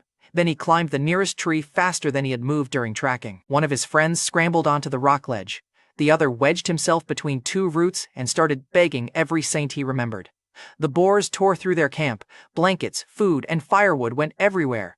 Mac clung to a branch while the largest boar struck the trunk below him. His trousers darkened. One line. That was all the dignity that scene deserved. "Mac!" one friend yelled. "Use the flare!" He hesitated. The rule held him harder than the tree. "Fire the flare!" And the booklet disappeared. The boar hit the trunk again. Mac fired. Red light climbed above the mountain. Beautiful. His murder trap had become an official failure signal everybody could see. Militia whistles answered from the distant ridge. The rescue team would reach him soon. I returned to my camp before anyone found me near the cave. The blood trail had moved. My stakes still guarded the entrance. The fire remained alive. My test was effectively over, so I entered the hidden homestead. The rescue team later said, Mac stayed in that tree while they fought through the timber. I washed, ate a second dinner, and slept in a modern bed. Mac clung to a tree. I got a warm bed and a second dinner. I enjoyed that difference. At 5:45, I returned to the rocky bowl through the homestead mirror. The fire had burned low. No predator had crossed the stakes. I scattered the coals, packed my knife, and walked toward the checkpoint as the sky turned gray. At 6:10 the next morning, after the survival clock ended, I reached the militia checkpoint first. 4 other applicants arrived during a reporting window.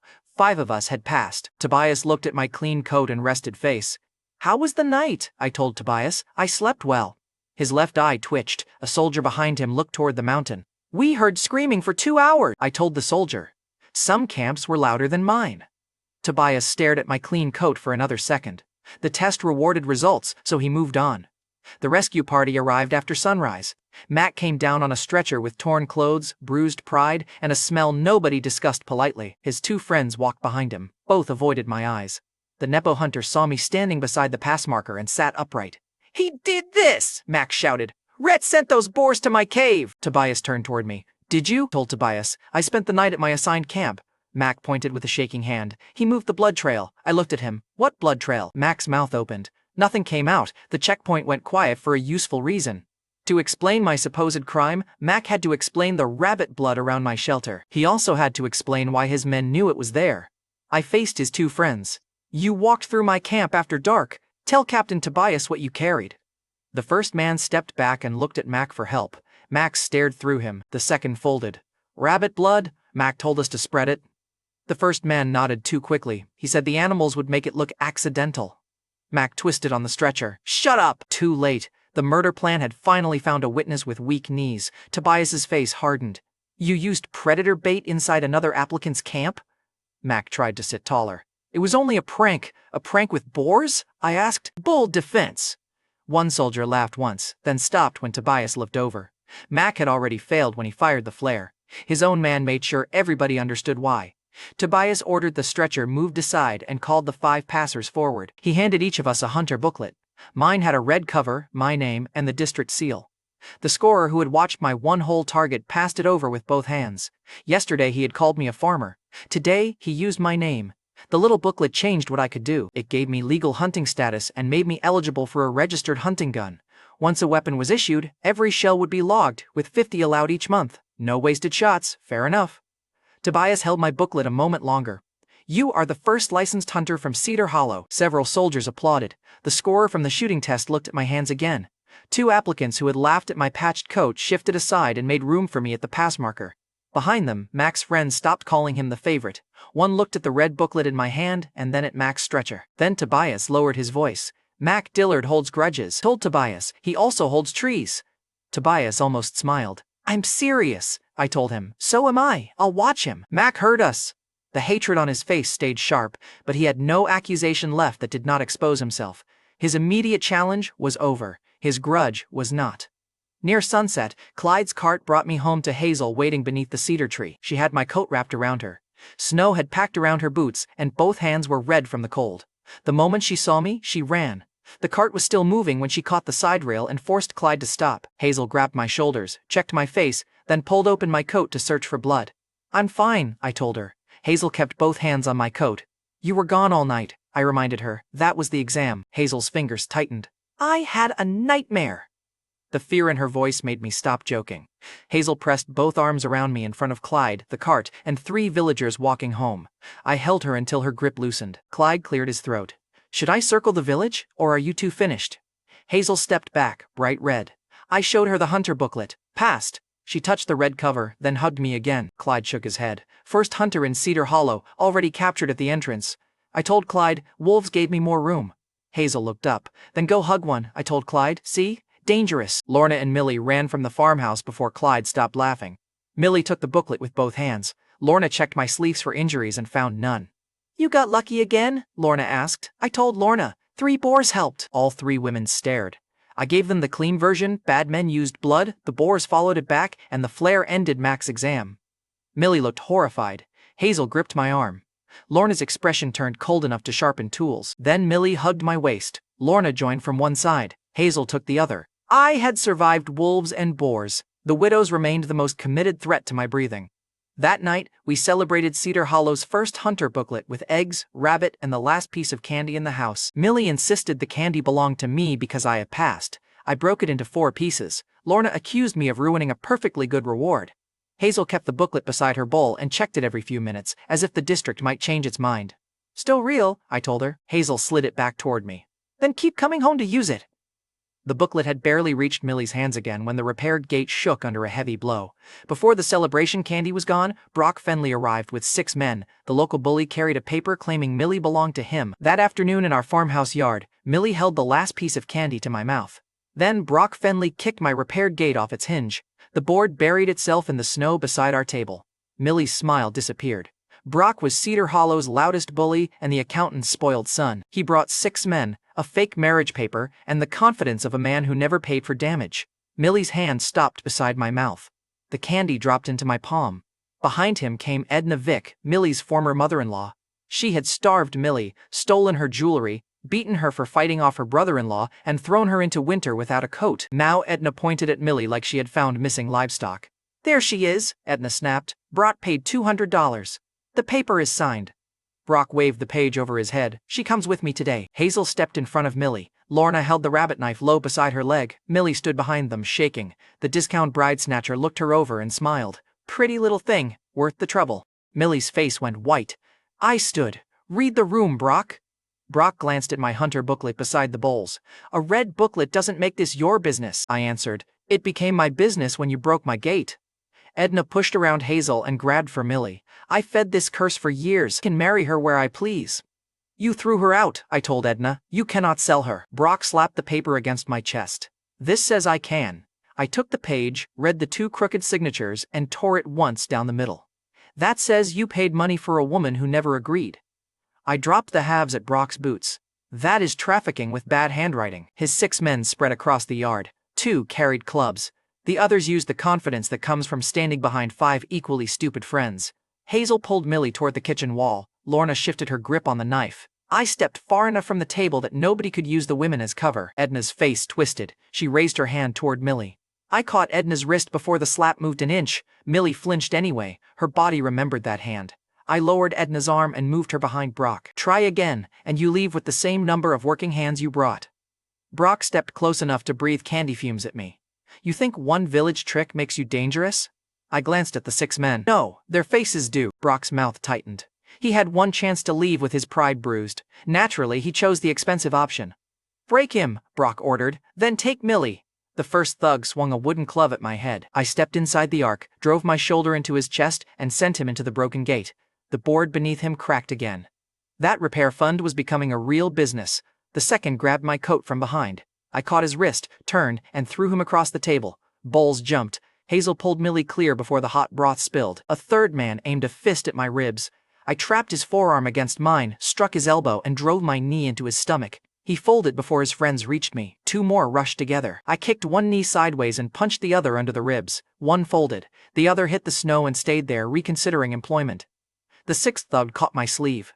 Lorna slammed the flat of her kitchen knife against his knuckles. He released me with a yelp and backed 3 steps. I looked at her. Lorna lifted one eyebrow. Household helper. Fair answer. Brock shoved the last man forward. There are 6 of you. 5 of us are down, the man muttered. Look, even hired muscle can discover mathematics under pressure. Brock cursed and charged me himself. I let him throw the first punch. It passed my cheek, then my fist met his nose. It broke. Brock dropped to both knees with his hands over his face. The last standing thug backed through the gate without waiting for permission. The whole fight took less than a minute. Edna had counted on fear doing half the work. Hazel still held Millie behind her, and Lorna stayed in front with the knife ready. None of the women had run. Neighbors filled the lane outside the gate. Nobody had arrived in time to help. They had arrived in time to watch Brock's reputation leave on several different shoulders. 6 men had entered my yard to collect one frightened woman. They left carrying each other. Edna screamed at me from behind them. "Luther will destroy you," pointed at Brock. "He still owes me money." Brock looked up through watering eyes. "For what?" I kicked the loose skateboard. It fell flat beside him. $100. "You broke my nose," Brock shouted. I answered, "You broke my gate first." He stared at me. I held out my hand. "You had $200 to buy a woman. Find 100 for lumber." Brock reached inside his coat with shaking fingers and slapped the money into my palm. I counted it in front of him, then made him wait while I checked every bill. "Good, the gate repair fund is finally profitable." A neighbor laughed from the lane. Another asked whether the next repair came with a receipt. Brock heard both and went red above the broken nose. His thugs had stopped looking at him for orders.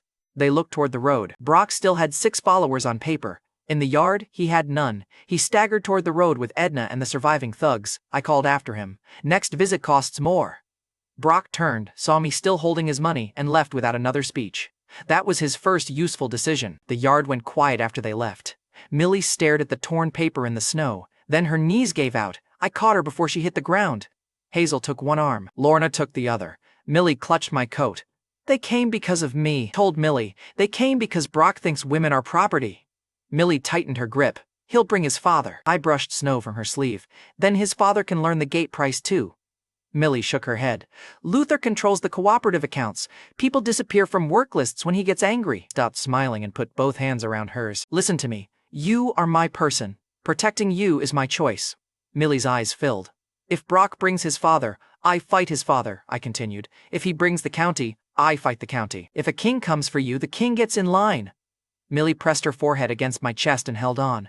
"I believed them when they called me cursed," she whispered. "Every house that took me got worse." I lifted her face. "Brock entered my yard with 6 men. His life got worse because he is an idiot. You do not get credit for his work." A broken laugh escaped her. Then she held tighter. Hazel looked toward the road. Lorna closed the remaining half of the gate and wedged it upright. 10 minutes after the gang fled, I carried the torn paper to Earl Blevins' house. Earl, our village chief, read it once and tossed both pieces into the stove. "Brock's father is Luther Fenley," Earl reminded me. "He controls the cooperative accounts. His cousin Royce Kavanaugh is a deputy at the County Public Safety Bureau.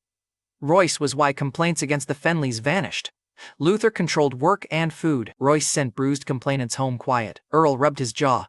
"Local channels warn them before they touch them." I told Earl. "Then I won't use local channels." Earl watched me. "You're thinking about Captain Tobias," I answered. "I'm thinking about somebody Royce cannot order around." Earl leaned back. "A doorstep beating won't end this family." I told him. "I know. I'm going after the weakness behind them."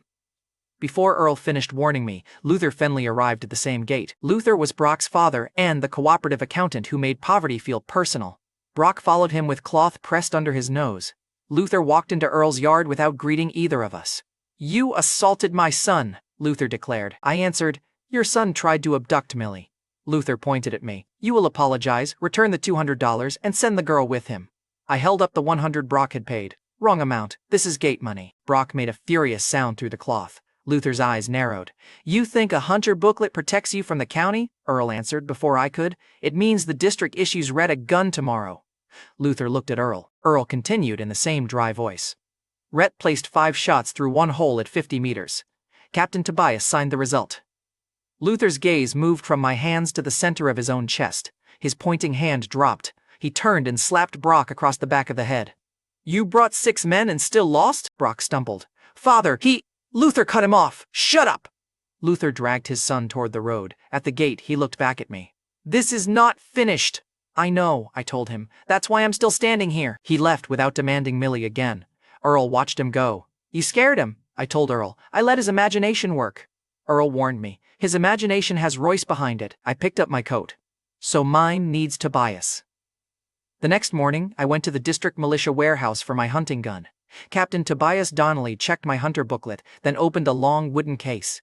Inside lay a new double-barrel shotgun, oiled and clean. Before he handed it over, Tobias studied my face again. "Rhett," he asked, "what was your father's name?" The question hit an old bruise. I answered, "I don't know." Tobias kept one hand on the case.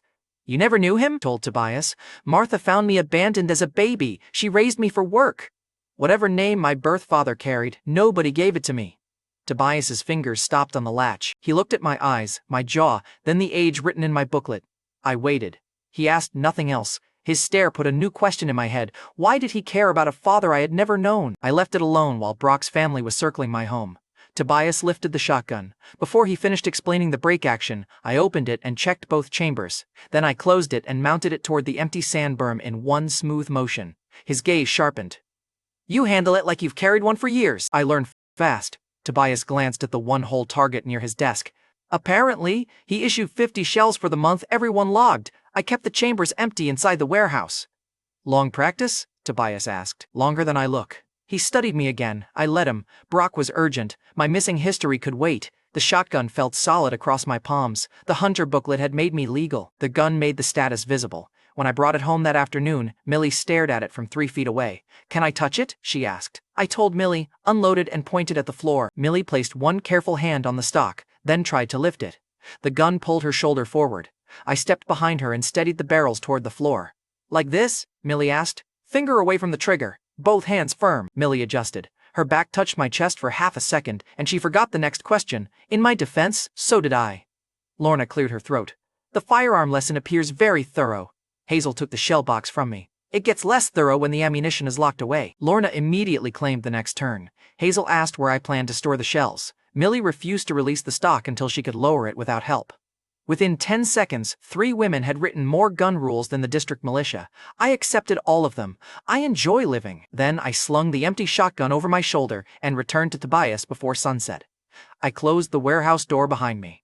Brock is the smallest piece, I told him. I want the entire Fenley-Kavanaugh network brought down. With the new shotgun over my shoulder, I told Tobias exactly where I planned to dig, beneath Luther Fenley's pig trough. Investigators had found a secret bribery ledger there 10 years later in my first life. I was 10 years early now, so the trough could be empty.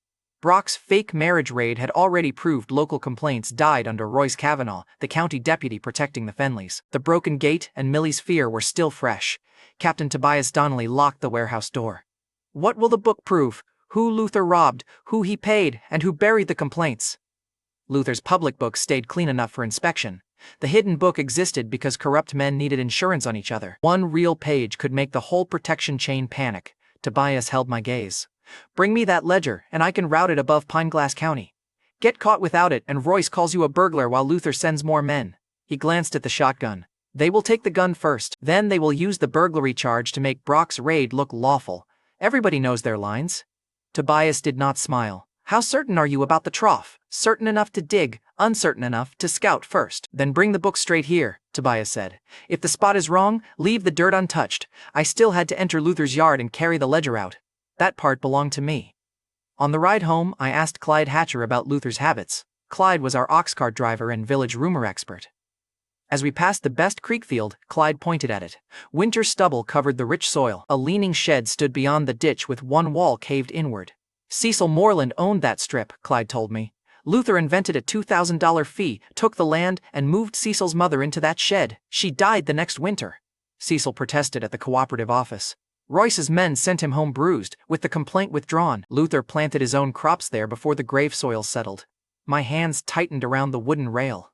Clyde said Luther's salary did not match his new furniture, gambling money, or the gifts sent to Royce. Luther and his son visited a protected gambling house several nights each week. His wife, Gloria Fenley, stays home? I asked. Usually, Clyde replied. She dresses better on gambling nights. Clyde gave me a sideways look. Make of that what you will. I did. At home that evening, I told Hazel, Lorna, and Millie only what they needed. I told them, I'm watching the Fenley house at night. The less you know, the safer you are if someone questions you. Hazel folded her arms. You want us to sleep while you crawl around a corrupt man's yard? I shook my head. I want you able to answer honestly. Lorna glanced at the shotgun. That sounds like a very dangerous version of honesty. Millie touched my sleeve. Is this still because of me? Covered Millie's hand with mine. No, Brock chose you as his excuse. Luther built the problem long before he saw our gate. Millie looked down. I lifted her chin. You are my person. I chose the fight. Her eyes held mine for a second longer than usual. Hazel's eyes moved from Millie's hand to mine. Lorna caught Hazel looking and smiled. Hazel caught my sleeve before I left the table. Come home before dawn. I squeezed Hazel's fingers. That's the plan. Hazel made me repeat the back lane route and the time I would return. Lorna tied a dark scarf around my neck, then pulled the knot tight enough to count as criticism. Plans have been rude to us lately, Lorna said. Millie placed the last piece of candy in my pocket. Then, take back up. I looked at the tiny lump through the cloth. This defeated Brock once already. Millie almost smiled. The smile vanished when I opened the door. If I'm not back by dawn, wake Earl, I told them. Nobody follows me into Luther's yard. Hazel's jaw tightened. You return by dawn and we skip that rule. Lorna pulled the scarf knot once more. Best plan you've offered. For 3 days, I hunted in daylight and watched the Fenley yard after dark. The first night gave me the dog. It barked at strangers, accepted scraps from the kitchen boy, then slept beside the gate after eating. The second night gave me the wall. Broken glass covered the top except near the pig pen, where one mulberry branch leaned close enough for a quiet crossing. By the third night, I had the routine. Luther and Brock left after supper. Gloria checked the side lane twice, changed clothes, and locked the front door. The trough still sat where I remembered, heavy enough to need spring strength. I was short on sleep, but I had a route. Fatty meat handled the dog. A wolf hide covered the glass. Sweet potatoes distracted the pigs. My shovel waited inside the hidden homestead. On the fourth night, snow started after dark. I watched from behind an empty grain shed across the lane. Luther and Brock argued in the yard while a cart waited outside. Brock pressed cloth against his healing nose. Rhett has the shotgun now! Luther pulled on his coat. Royce will confiscate it. Once the gun is gone, we bring him in and teach the women who owns that house. There it was. The gun that scared Luther was also the first thing he planned to take. Brock asked when Royce would act. Soon, Luther answered. Tonight, we gamble. Father and son climbed into the cart and left for the protected gambling house. I waited until the wheels disappeared. Gloria Fenley came to the side door wearing a clean dress and too much perfume for an empty house. A short, limping man slipped through the gate. Gloria pulled him inside before he finished looking over his shoulder. Her husband went gambling. Her lover arrived before the snow covered the tracks. What a family. The side door shut. A lamp moved upstairs. I waited another 5 minutes. Gloria could still return to check the gate. The lover could still panic and leave. Nothing moved except the snow gathering over their footprints. Then a chair scraped upstairs, followed by low voices and another laugh. Gloria was not coming back down soon.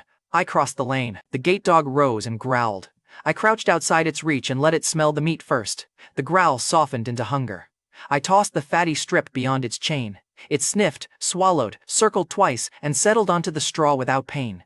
When I stood, its head lifted again. I froze with one boot off the road. The dog watched me, licked grease from its muzzle, and lowered its head. Bribery worked on both sides of Luther's gate. I waited until its breathing deepened. A barking dog would wake the lane. A harmed dog would prove an intruder had come. I needed silence and no fresh cruelty. The back wall came next. I took the wolf hide from the hidden homestead, draped it over the broken glass, and climbed across. The hide protected my hands and left the glass in place. My boot touched the wall once on the way down.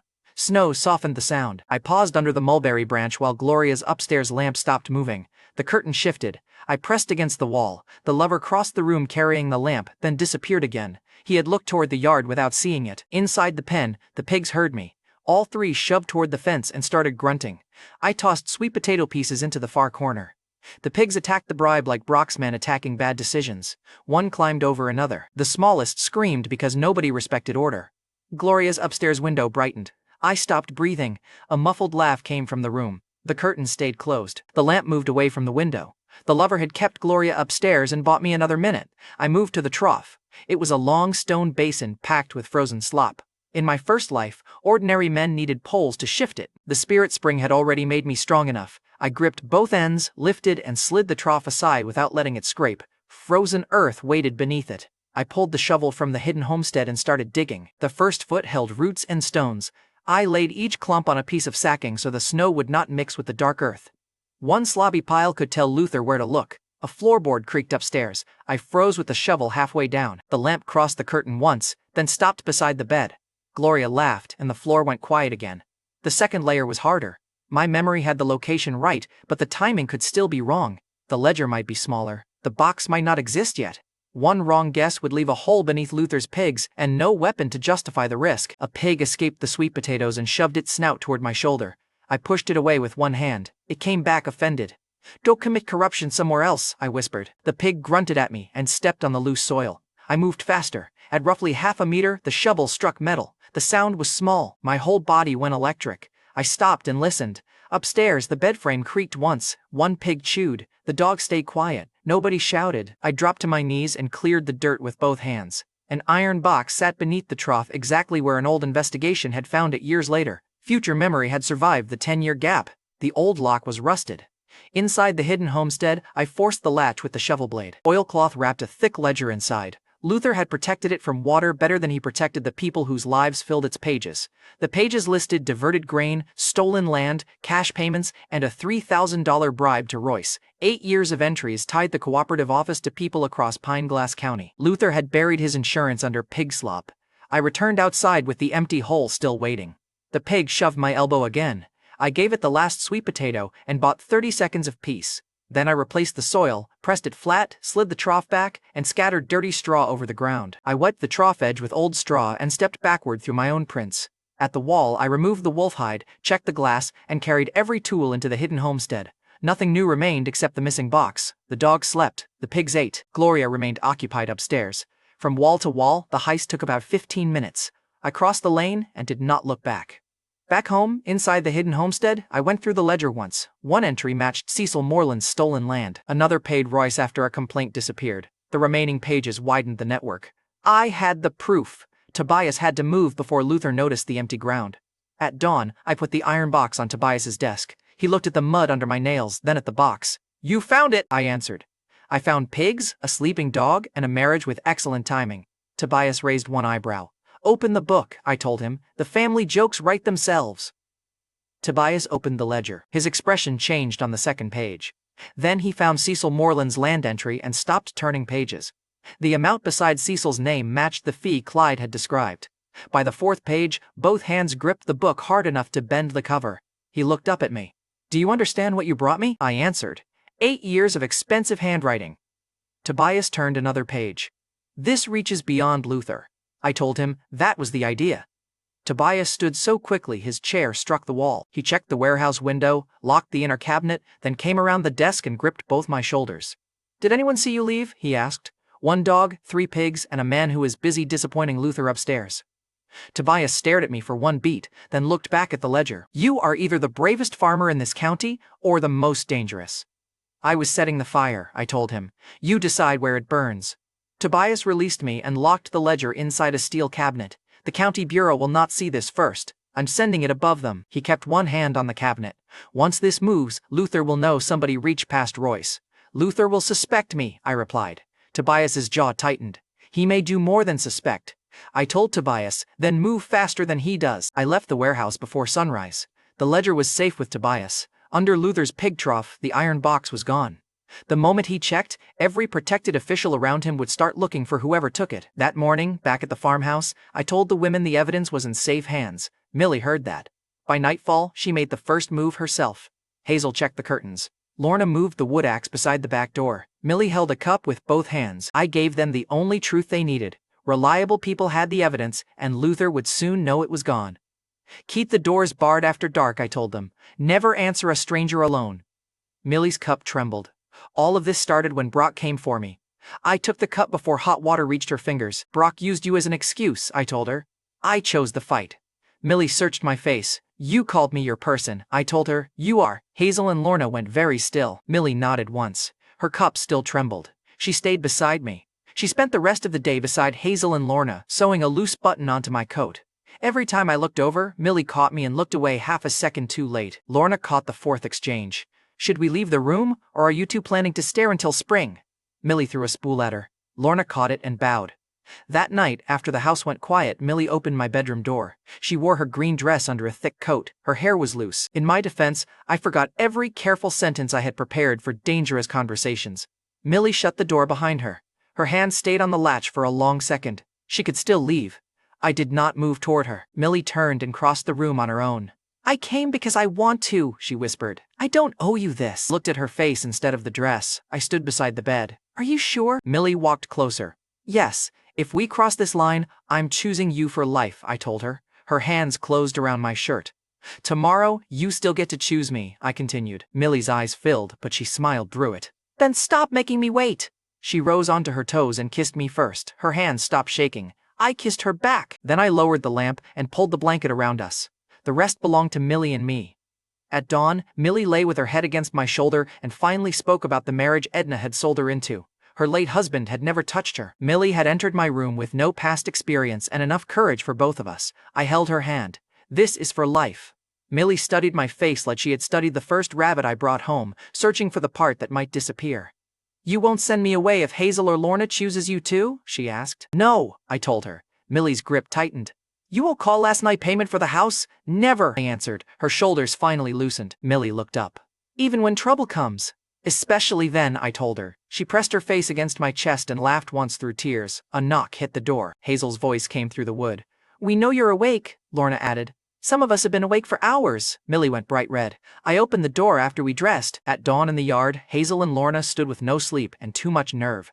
Hazel was composed enough to make her jealousy look organized. Lorna had abandoned organization before breakfast. Lorna pointed at Millie. She cut the line. Millie moved closer to my arm. There was no line. There was a private agreement, Hazel corrected. Hazel told me she and Lorna had heard Millie cross the hall. They stayed in their room because the night belonged to her. Until that morning, I had only heard pieces through the bedroom wall. Now Hazel told me the whole agreement. She explained that all three had chosen me. They had promised to remain sisters, whether I chose one woman or all three. Nobody would betray another for a place beside me. We made that promise before the Hunter exam, Hazel told me. You had given us safety without asking for ownership. We wanted our choices to stay ours. Millie looked guilty. I kept the promise. Lorna stared at her. You honored the sisterhood and robbed the bank. Millie covered her face. Lorna folded her arms. Then Millie ignored the scheduling department. Millie stared at her. We do not have a scheduling department. Lorna smiled. We do now. Look, I had faced wolves, a boar, and 6 hired men. None of them had produced this level of administrative danger. Hazel stepped in first. She caught my coat and kissed me once, slow and deliberate. When she released me, her cheeks were red. Her voice stayed steady. I choose you too, Rhett. When my time comes, it will be because I want it. Before I recovered, Lorna took my other side and kissed my cheek near the corner of my mouth. My turn is next, Lorna announced. Millie already committed theft. Millie grabbed my arm.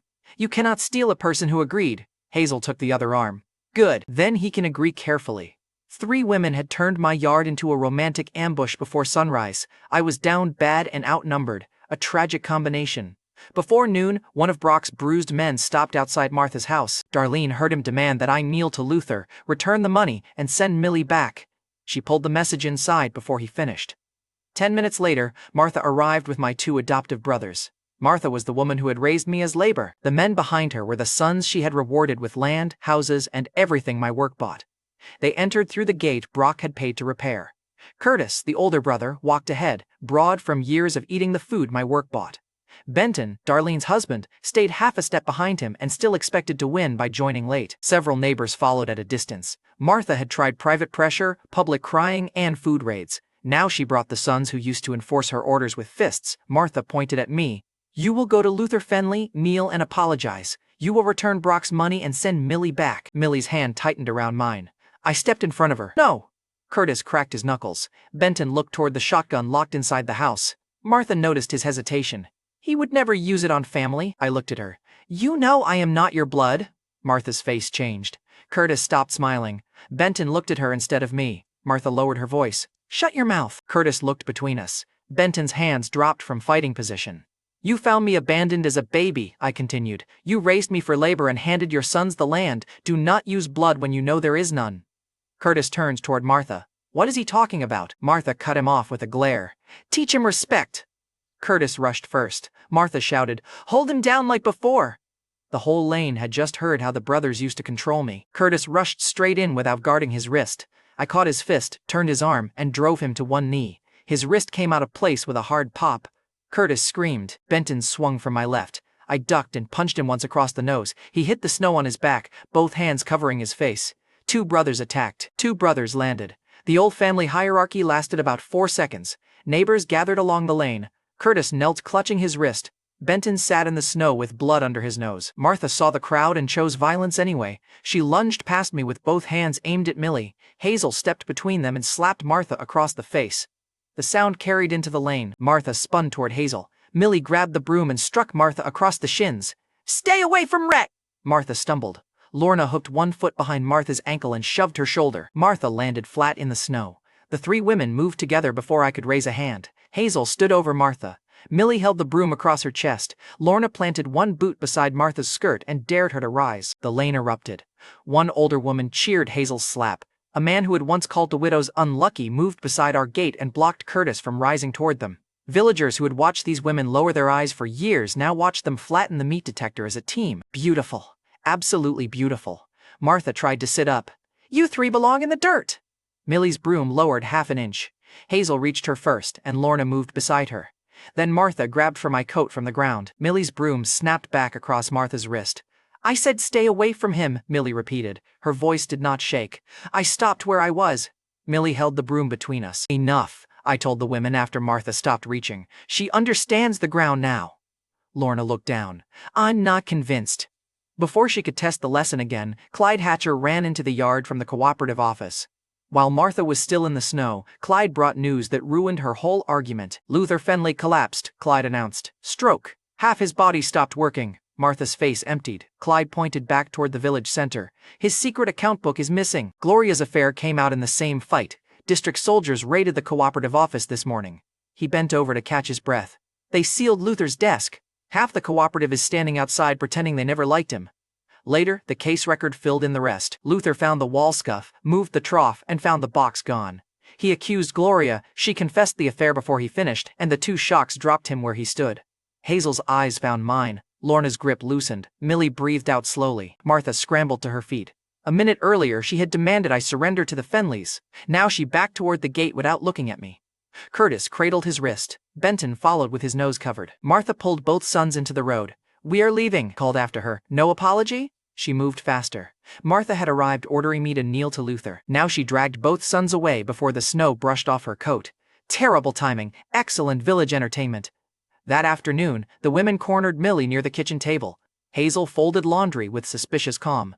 Lorna leaned against the wall, smiling like trouble had found a chair. Lorna asked Millie, "So the quiet one took the first turn?" Millie hid her face behind a folded shirt. "Rhett was too much of a gentleman to start." Hazel looked at me. "Was that the problem?" I answered. "I had several problems." Lorna pushed away from the wall. "Good, I claim the next one." Millie wrapped both hands around my right arm. "You cannot claim him like a blanket." Lorna took my left arm. "Watch me." Hazel approached more slowly and rested one hand on my shoulder. "We agreed, nobody fights." Lorna smiled at her. "This is negotiation." Three widows had formed a peaceful alliance and immediately used it to surround me. I pulled free and headed for the door. Millie called after me. "Where are you going?" I told Millie. "To check the traps." Lorna laughed. "He runs from us faster than wolves." She was correct. I still left. That afternoon on the porch, Hazel brought me porridge and asked one careful question. "Did you cause Luther's collapse?" I looked toward the road. "I put evidence in reliable hands. I cannot tell you more yet." Hazel studied me, then nodded. "You protected Millie," she replied. "Whatever comes, all three of us stand behind you." She rested her fingers over mine for one quiet second. "Just do not confuse protecting us with carrying everything alone." I turned my hand and held hers. "Then stay close when I tell you, danger is coming." Hazel's gaze moved toward the darkening road. "We will." Inside, Lorna accused Millie of hiding my best shirt. Millie denied it while wearing the shirt. Before dark that same cold afternoon, I checked the warning line. I set 2 split bamboo ankle traps beneath the snow on the easiest paths to the porch. They could stop a charging man without killing him. The people behind Luther were still free. I could handle Martha and her sons in daylight. At 3 the next morning, the people behind Luther came with iron clubs and the warning line outside my yard snapped. At 3 in the morning, the warning wire outside my yard snapped. 3 men were already inside the gate. I woke with one hand on the double-barrel shotgun beside my bed. The farmhouse was dark. Snow scraped across the roof. I held still and counted steps. 1 man stayed near the gate. 2 crossed the yard. None carried a lantern. They knew the house well enough to approach blind. That ruled out drunk thieves. Somebody had sent them. Then an iron club struck the repaired gate and split another board. The crack told me exactly where the first man stood. Boots were already moving toward the house. The wire told me all 3 men were inside the yard. Their next steps would tell me which trap each man had chosen. Across the hall, Hazel opened the women's door. Lorna stood behind her with the wood axe. Millie held the broom in both hands. None of them looked sleepy. Hazel wore a coat over her nightclothes. Lorna's loose hair framed a hard face. Millie planted bare feet on the cold floor. A man outside whispered, "Spread out, take Winslow alive." The biggest shadow moved toward the side of the house. The other 2 came straight for the porch. I opened my shotgun, checked both shells and closed it. Hazel saw the gun. We're staying. No. Take the back path to Earl's house. If you stay, they use you to control me. Millie went still. Brock had already taught her what men with orders thought women were worth. Hazel caught my sleeve. What happens to you? I hold the house. You told me not to carry everything alone. Bring Earl. That's your part. Her grip loosened. Hazel pulled the coat tighter around Millie. Lorna set the axe down. Then Hazel opened the rear window and climbed out first. Millie stopped beside me. She pressed the broom into my free hand, changed her mind, took it back, and gripped my wrist. Come back, she whispered. I plan to eat breakfast. Millie touched my hand once. Then Lorna pulled her through the window. Hazel closed it from outside. 3 women disappeared into the dark garden. The men in my yard never saw them leave. I crossed into the women's room and stood behind the open door. Their blankets still held warmth. The shotgun rested against my shoulder. Outside, one attacker reached the porch path. The first bamboo trap snapped. A man screamed and fell hard enough to shake the front step. His iron club struck the wall. The second attacker cursed and rushed toward him. He stepped exactly where I had expected. The other trap closed around his boot and ankle. He dropped beside his friend, clawing at frozen ground. 2 clubs, 2 traps. Both men cooked before they touched the porch. The third man did not help them. He paused when both traps snapped. I heard him breathe once through his nose. A decent leader would have pulled his men out. This one treated their screams as proof the path was clear. He came through the side door alone. That told me who the leader was. He was large, heavy through the shoulders, and dressed in a county-style coat without a visible badge. An iron club hung from one hand. He pushed into the hall and called, County Public Safety Bureau, Rhett Winslow, come quietly. I stayed behind the bedroom door. The man heard his partners screaming outside and kept walking anyway. Whoever sent him had chosen size over judgment. He reached the women's room and kicked the door wider. Where are the widows? He muttered. After we drag Winslow out, maybe one of them can keep me warm. I stepped from behind the door. The shotgun barrel touched his forehead. His iron club stopped halfway up. Drop it, I told him. The club hit the floor. On your knees. He lowered himself slowly. His eyes kept shifting toward the empty bed. I'm an officer, he claimed. Real officers do not arrive with iron clubs at 3 in the morning. His mouth tightened. His right hand twitched toward the iron club on the floor. I moved the barrel 1 inch lower. Try it, I told him. His hand stopped. I pressed the barrel harder against his skin. Hands behind your head. He obeyed. The fake officer had entered my home threatening women. 30 seconds later, he was kneeling in their bedroom under my gun. Wrong house. Very expensive mistake. I took the rope from beneath the bed and bound his wrists. Then I kicked the iron club into the hall and shoved him after it. The 2 trapped men still screamed outside. One had torn his boot trying to pull free. The other had lost all interest in threatening anybody. I dragged their leader onto the porch where they could see him kneeling. Tell them to stop fighting the traps, I ordered. He glared at me. I rested the shotgun across his shoulder. Your choice. I can question 3 living men, or 2 living men, and 1 example. Stop moving, he shouted at them. Do what he says. Both men froze. The first attacker's face had gone gray. The second kept staring at their leader, waiting for him to turn this back into a county operation. Their leader could not even stand without my permission. Both men stopped looking to him for rescue. I loosened the bamboo enough to protect their feet, took their clubs, and tied their hands. They remained on the ground, angry and helpless. I could have killed all 3 before they reached the house. That would protect one night and destroy the best evidence they had brought me, so I kept them alive. I pulled the leader upright by his coat. Name. He hesitated. I pushed him back onto his knees. Rufus Keel, he answered. Rufus was the leader kneeling in my snow, and his 2 men were watching every answer. Who sent you? Rufus tried the official voice again. You stole county property. We came to detain you. I looked at the broken gate, the iron clubs, and the bedroom he had entered. Beautiful detention procedure, I replied. Try the true version. Rufus said nothing. One of his men broke first. Tell him, Rufus. He knows. Rufus turned his head. Shut up. I lowered the second barrel until he looked at it. The secret ledger is already outside Pineglass County, I told him. Killing me does not bring it back. Your only useful move is naming the man who sent you. Rufus's confidence finally cracked. He tried one last threat. The county owns the roads. You cannot hide forever. Good, I told him. The roads can carry my witnesses. One of the trapped men looked at the neighbors gathering beyond the gate and lowered his head. Deputy Royce Kavanaugh sent us, he admitted. He said, bring you alive. He wants to know who has the book. What was Royce planning after you took me? I asked. Rufus swallowed. Confiscate the shotgun, search the house, make you admit where you put the ledger. And the women? His eyes moved toward the bedroom. That answer was enough. I caught his coat and slammed him against the porch post. You entered the wrong room, I told him. Rufus nodded quickly. Say the sender again. Royce Kavanaugh. The 2 men on the ground heard him. So did the neighbors opening doors along the lane. 20 minutes later, Earl returned through the back garden with Hazel, Lorna, Millie, and 2 village men. Hazel ran straight to me and checked my face, hands, and coat. Her fingers were cold enough to shake. "I'm fine," I told her. "You said that after the wolves," Hazel replied. Earl looked at the 3 live prisoners. "Who sent them?" "The secret ledger is with Tobias," I told him. "Royce sent these men to seize me and find it." Earl's face hardened. "Then this house is inside Royce's reach. The district compound isn't." Hazel looked around the farmhouse the women had scrubbed into a home, leaving hurt. Another raid would hurt worse. "We go," Hazel decided. Millie looked at the bed, the green dress folded beside it, and the pot she had scrubbed that first morning. She reached for the pot. Hazel caught her wrist. "Coat only," Hazel told her. "We come back for the rest." Millie nodded and left the pot where it was. Lorna checked the rear window first and confirmed nobody had followed them. Millie counted the prisoners twice, then looked into the women's room and found the blankets untouched. She saw the iron club in the hall. Her breathing shortened. I moved between her and Rufus. "They never reached you," I told Millie. Millie nodded, picked up her broom, and stood beside Hazel. Rufus looked at the 3 women he had threatened. Lorna lifted his iron club across both palms. "This one asked where we were," Lorna asked. Rufus stared at the porch floor. I took the club before Lorna improved his memory. Alive witnesses. "Very inconvenient principle," she muttered. Earl studied the 3 prisoners, the traps, and the broken gate. "When did you start building a fortress?" "After my gate became a subscription service." Lorna kicked the splitboard. "The repair fund is losing again. Danger was contained. The gate could finally be mocked." The repaired clothes still hung by the stove.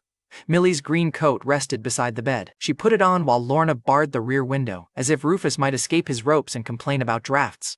Earl and the 2 village men stayed with the prisoners until Tobias sent a militia pickup. All 3 had heard Rufus name Royce. Before 4, Clyde hitched his ox cart outside our gate. Hazel climbed onto the bench beside me and took the shotgun across her lap. "You should stay covered," I told her. "You told me to stay close when danger comes," Hazel replied. Millie leaned out from under the canvas.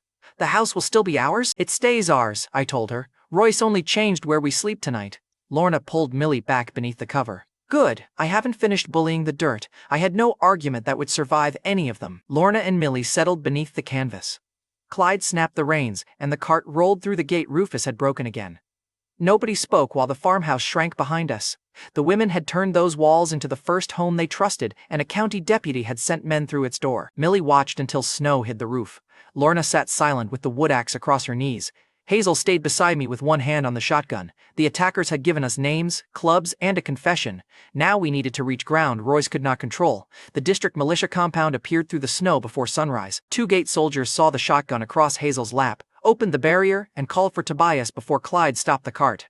Tobias was waiting beside an open telegram on his desk. He looked at the women, then at me. "You made it in time," Tobias told us. "Royce has started running." Before sunrise, inside the district militia compound, Tobias laid the approval telegram on his desk. The military district had authorized an investigation above Pineglass County. That gave us one hard rule. Royce's county officers could not enter the compound and drag us back out. Millie studied the seal twice. "He can't send another group in here?" Tobias answered her directly. "Not without challenging district command in front of armed witnesses." 2 soldiers stood at the gate with rifles across their coats. Neither wore Royce's badge. Millie finally sat down. Hazel's hand loosened around my sleeve. Lorna stayed on a supply chest with her boots planted on the floor. "The formal team arrives tomorrow morning," Tobias said. "Royce has today to run." "How soon can you move?" I asked. Tobias reached for his coat. "Now!" He sent 1 squad to collect Rufus and the other prisoners from Earl. Another squad blocked the county roads. Then he took the secret ledger and left before daylight. I had stolen the book. Rufus had named Royce. Tobias was locking the exits they created. The women and I waited in a heated storage room under guard. Every cartwheel made Millie look toward the door. Hazel counted the soldiers changing posts. Lorna paced until a guard asked whether she planned to wear a trench through the floor. "Depends how long your captain takes," Lorna replied. The guard decided the floor could survive without further discussion. Later that morning, Tobias returned with snow on his shoulders and satisfaction he was trying very hard to hide. He shut the office door and told us the whole chain. From his sickbed, Luther sent Brock to warn Royce. The ledger was gone, and district soldiers had raided the cooperative office. Royce learned Tobias and I were involved, then sent Rufus to seize me. When Rufus failed to report, Royce packed for what he called a family trip. His wife wore a traveling coat over her nightclothes. His daughter carried 1 small case and kept asking why they could not use the front road. Royce answered neither woman. He kept checking the rear lane. Then he loaded trunks, suitcases, cash, gold, jade, antiques, his wife and his daughter for a permanent disappearance.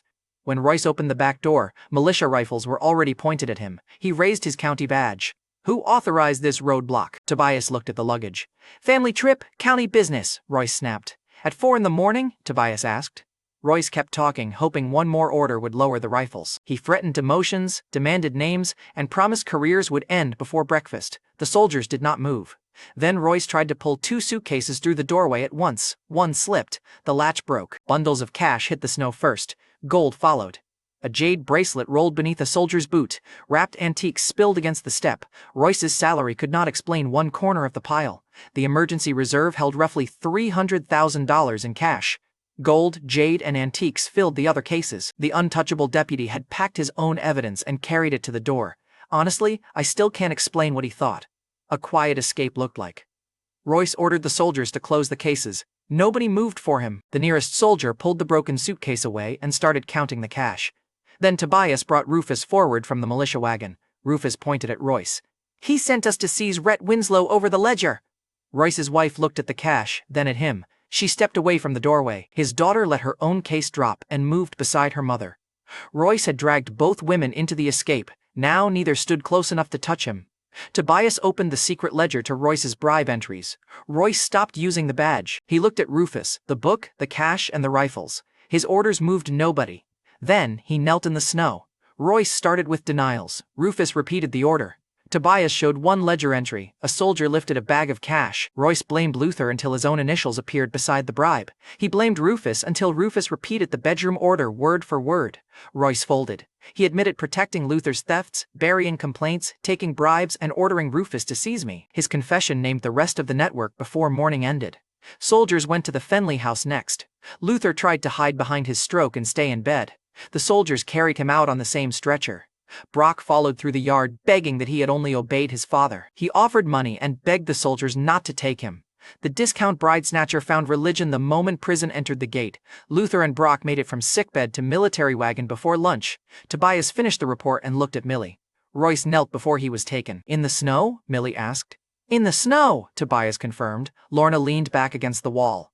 Good. He sent men into our bedroom. Snow is polite. Hazel's fingers finally left my sleeve.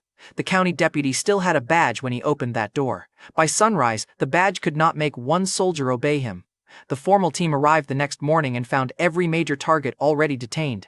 The ledger, Rufus, and Royce's luggage locked in the loss I had already caused. For 3 days, the women and I stayed inside the compound. We slept in borrowed rooms, ate from tin bowls, and watched daylight through a guarded yard. Millie woke at every bootstep the first night.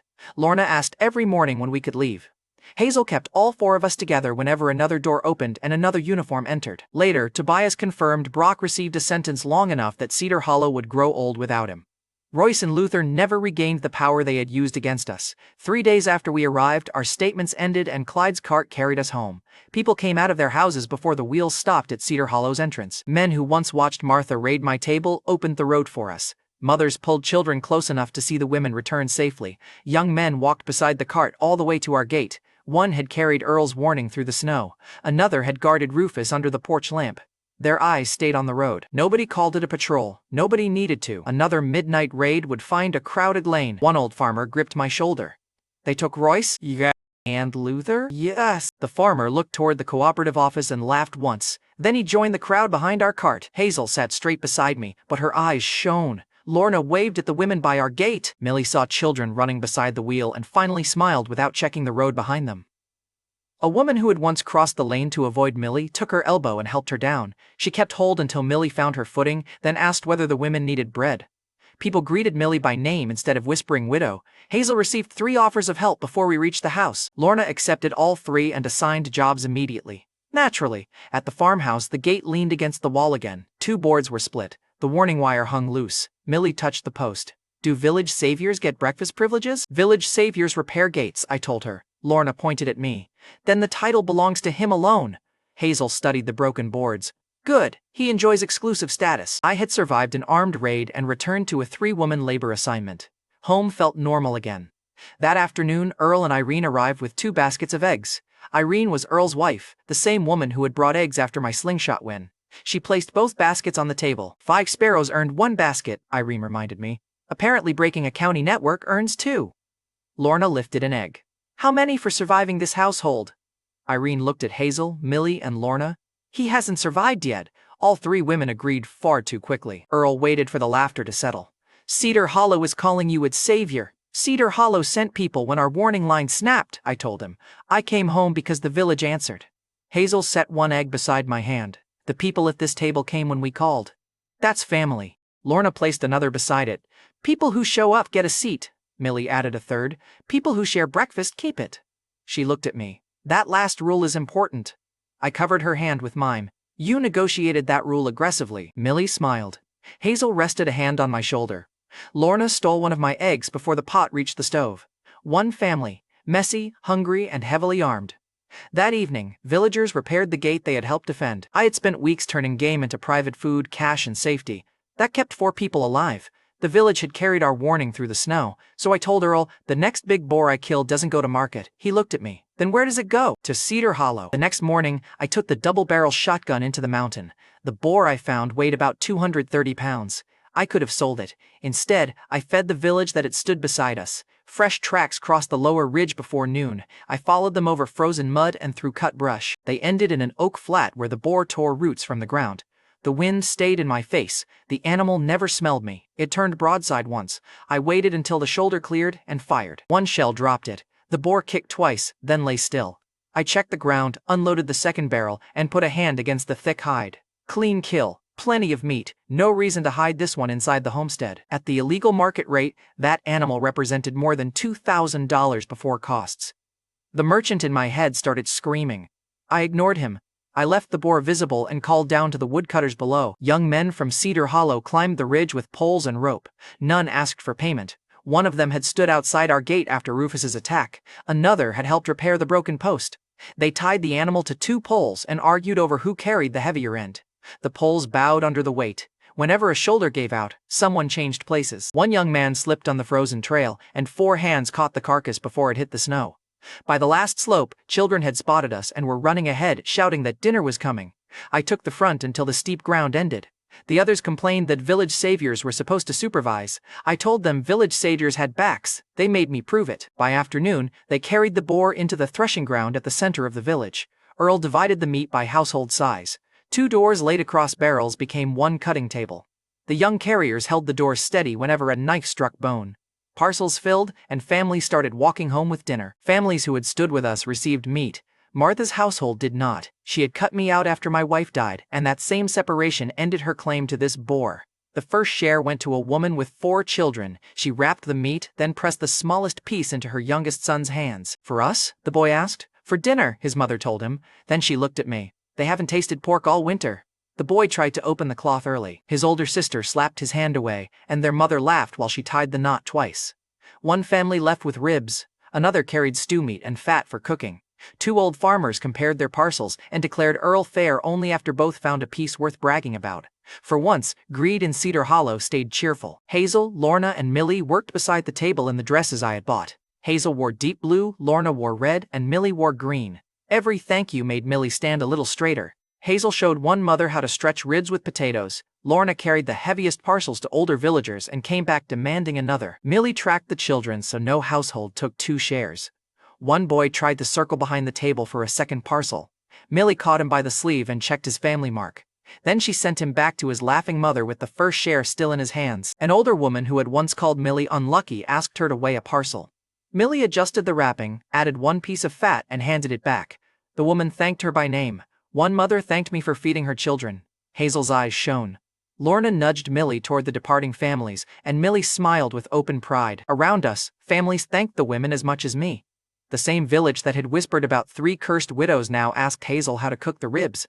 It trusted Lorna with the heaviest parcels and let Millie guard the share count. You gave away the whole thing, Lorna said. The merchant in my head already filed a complaint. Hazel glanced at me. Good thing we kept the hunter. That sounds suspiciously like ownership. Millie smiled. You agreed carefully. Fair. I had walked into that one myself. The boar was down to its last ribs when Darlene Winslow reached the edge of the crowd. Darlene was Benton's wife, the same gossip whose affair I had exposed beside my rabbit table. She counted the parcels once, checked the household marks, then counted again. No Winslow pile existed. Her face tightened. Darlene could have accepted the answer. She had never developed that skill. She ran toward Martha's house. The smell of free meat reached Martha before the last rib left the table. 10 minutes later, Martha arrived with Curtis and Benton, the same two brothers I had already put down in the snow. She moved so quickly that an old neighbor asked what miracle had healed her back. Apparently the word free had medical value. Curtis still wore a splint around his wrist. Benton's nose remained swollen. Neither injury had taught them to stop reaching for my property. They pushed through the families and stopped at the cutting table. Martha pointed at the remaining meat. 2 shares. One for Curtis's household and one for Benton's. Curtis planted his good hand on the cutting table. Benton hovered behind him and watched the crowd instead of the meat. Families that had started walking home stopped at the edge of the ground. Earl stood behind the table. He did not reach for the knife. The knife stayed where it was. So did the last share. I stepped forward. No. Martha's eyes widened as if this was our first food argument instead of the fourth. I raised you, she snapped. Everything you learned came from the Winslow house. You taught me to hide potatoes from you. Several villagers laughed. Martha ignored them. Your brothers own the family land. Your hunt supports the family. I pointed toward Curtis's splint. They own the land because you gave them what my work bought. You cut me out after my wife died. You kept the property. I kept the funeral debt. Benton looked at the wrapped shares around the ground. The whole village received meat. Yes, I told him. The whole village stood with us. Curtis took one step toward the table. His injured hand stayed against his chest. You think beating us once changed who you are? Curtis demanded. I moved between him and the meat. It changed what happens when you reach. Curtis stopped. Benton tried another route. Mother is old. You would let her go hungry in front of the village? I pointed at the parcels already leaving the ground. She has 2 sons with land, houses, and livestock. Feed her. Benton looked at Curtis. Curtis looked at Martha. None volunteered meat from their own stores? The crowd noticed. 2 young men set their knives down and moved beside the table. Mothers pulled their parcels behind their skirts. Even Curtis saw that the village had stopped treating this as private family business. Earl started to mention the recorded separation. I raised one hand. Keep the record, Earl. My answer is still no. Then I faced Martha and both brothers. You abandoned my wife and took my labor. When the debt arrived, you cut the household apart. This boar is mine and you received nothing. Martha looked around for support. Families held meat I had given them. The young men who carried the boar moved closer to the table. One mother placed herself between Martha and her children's share.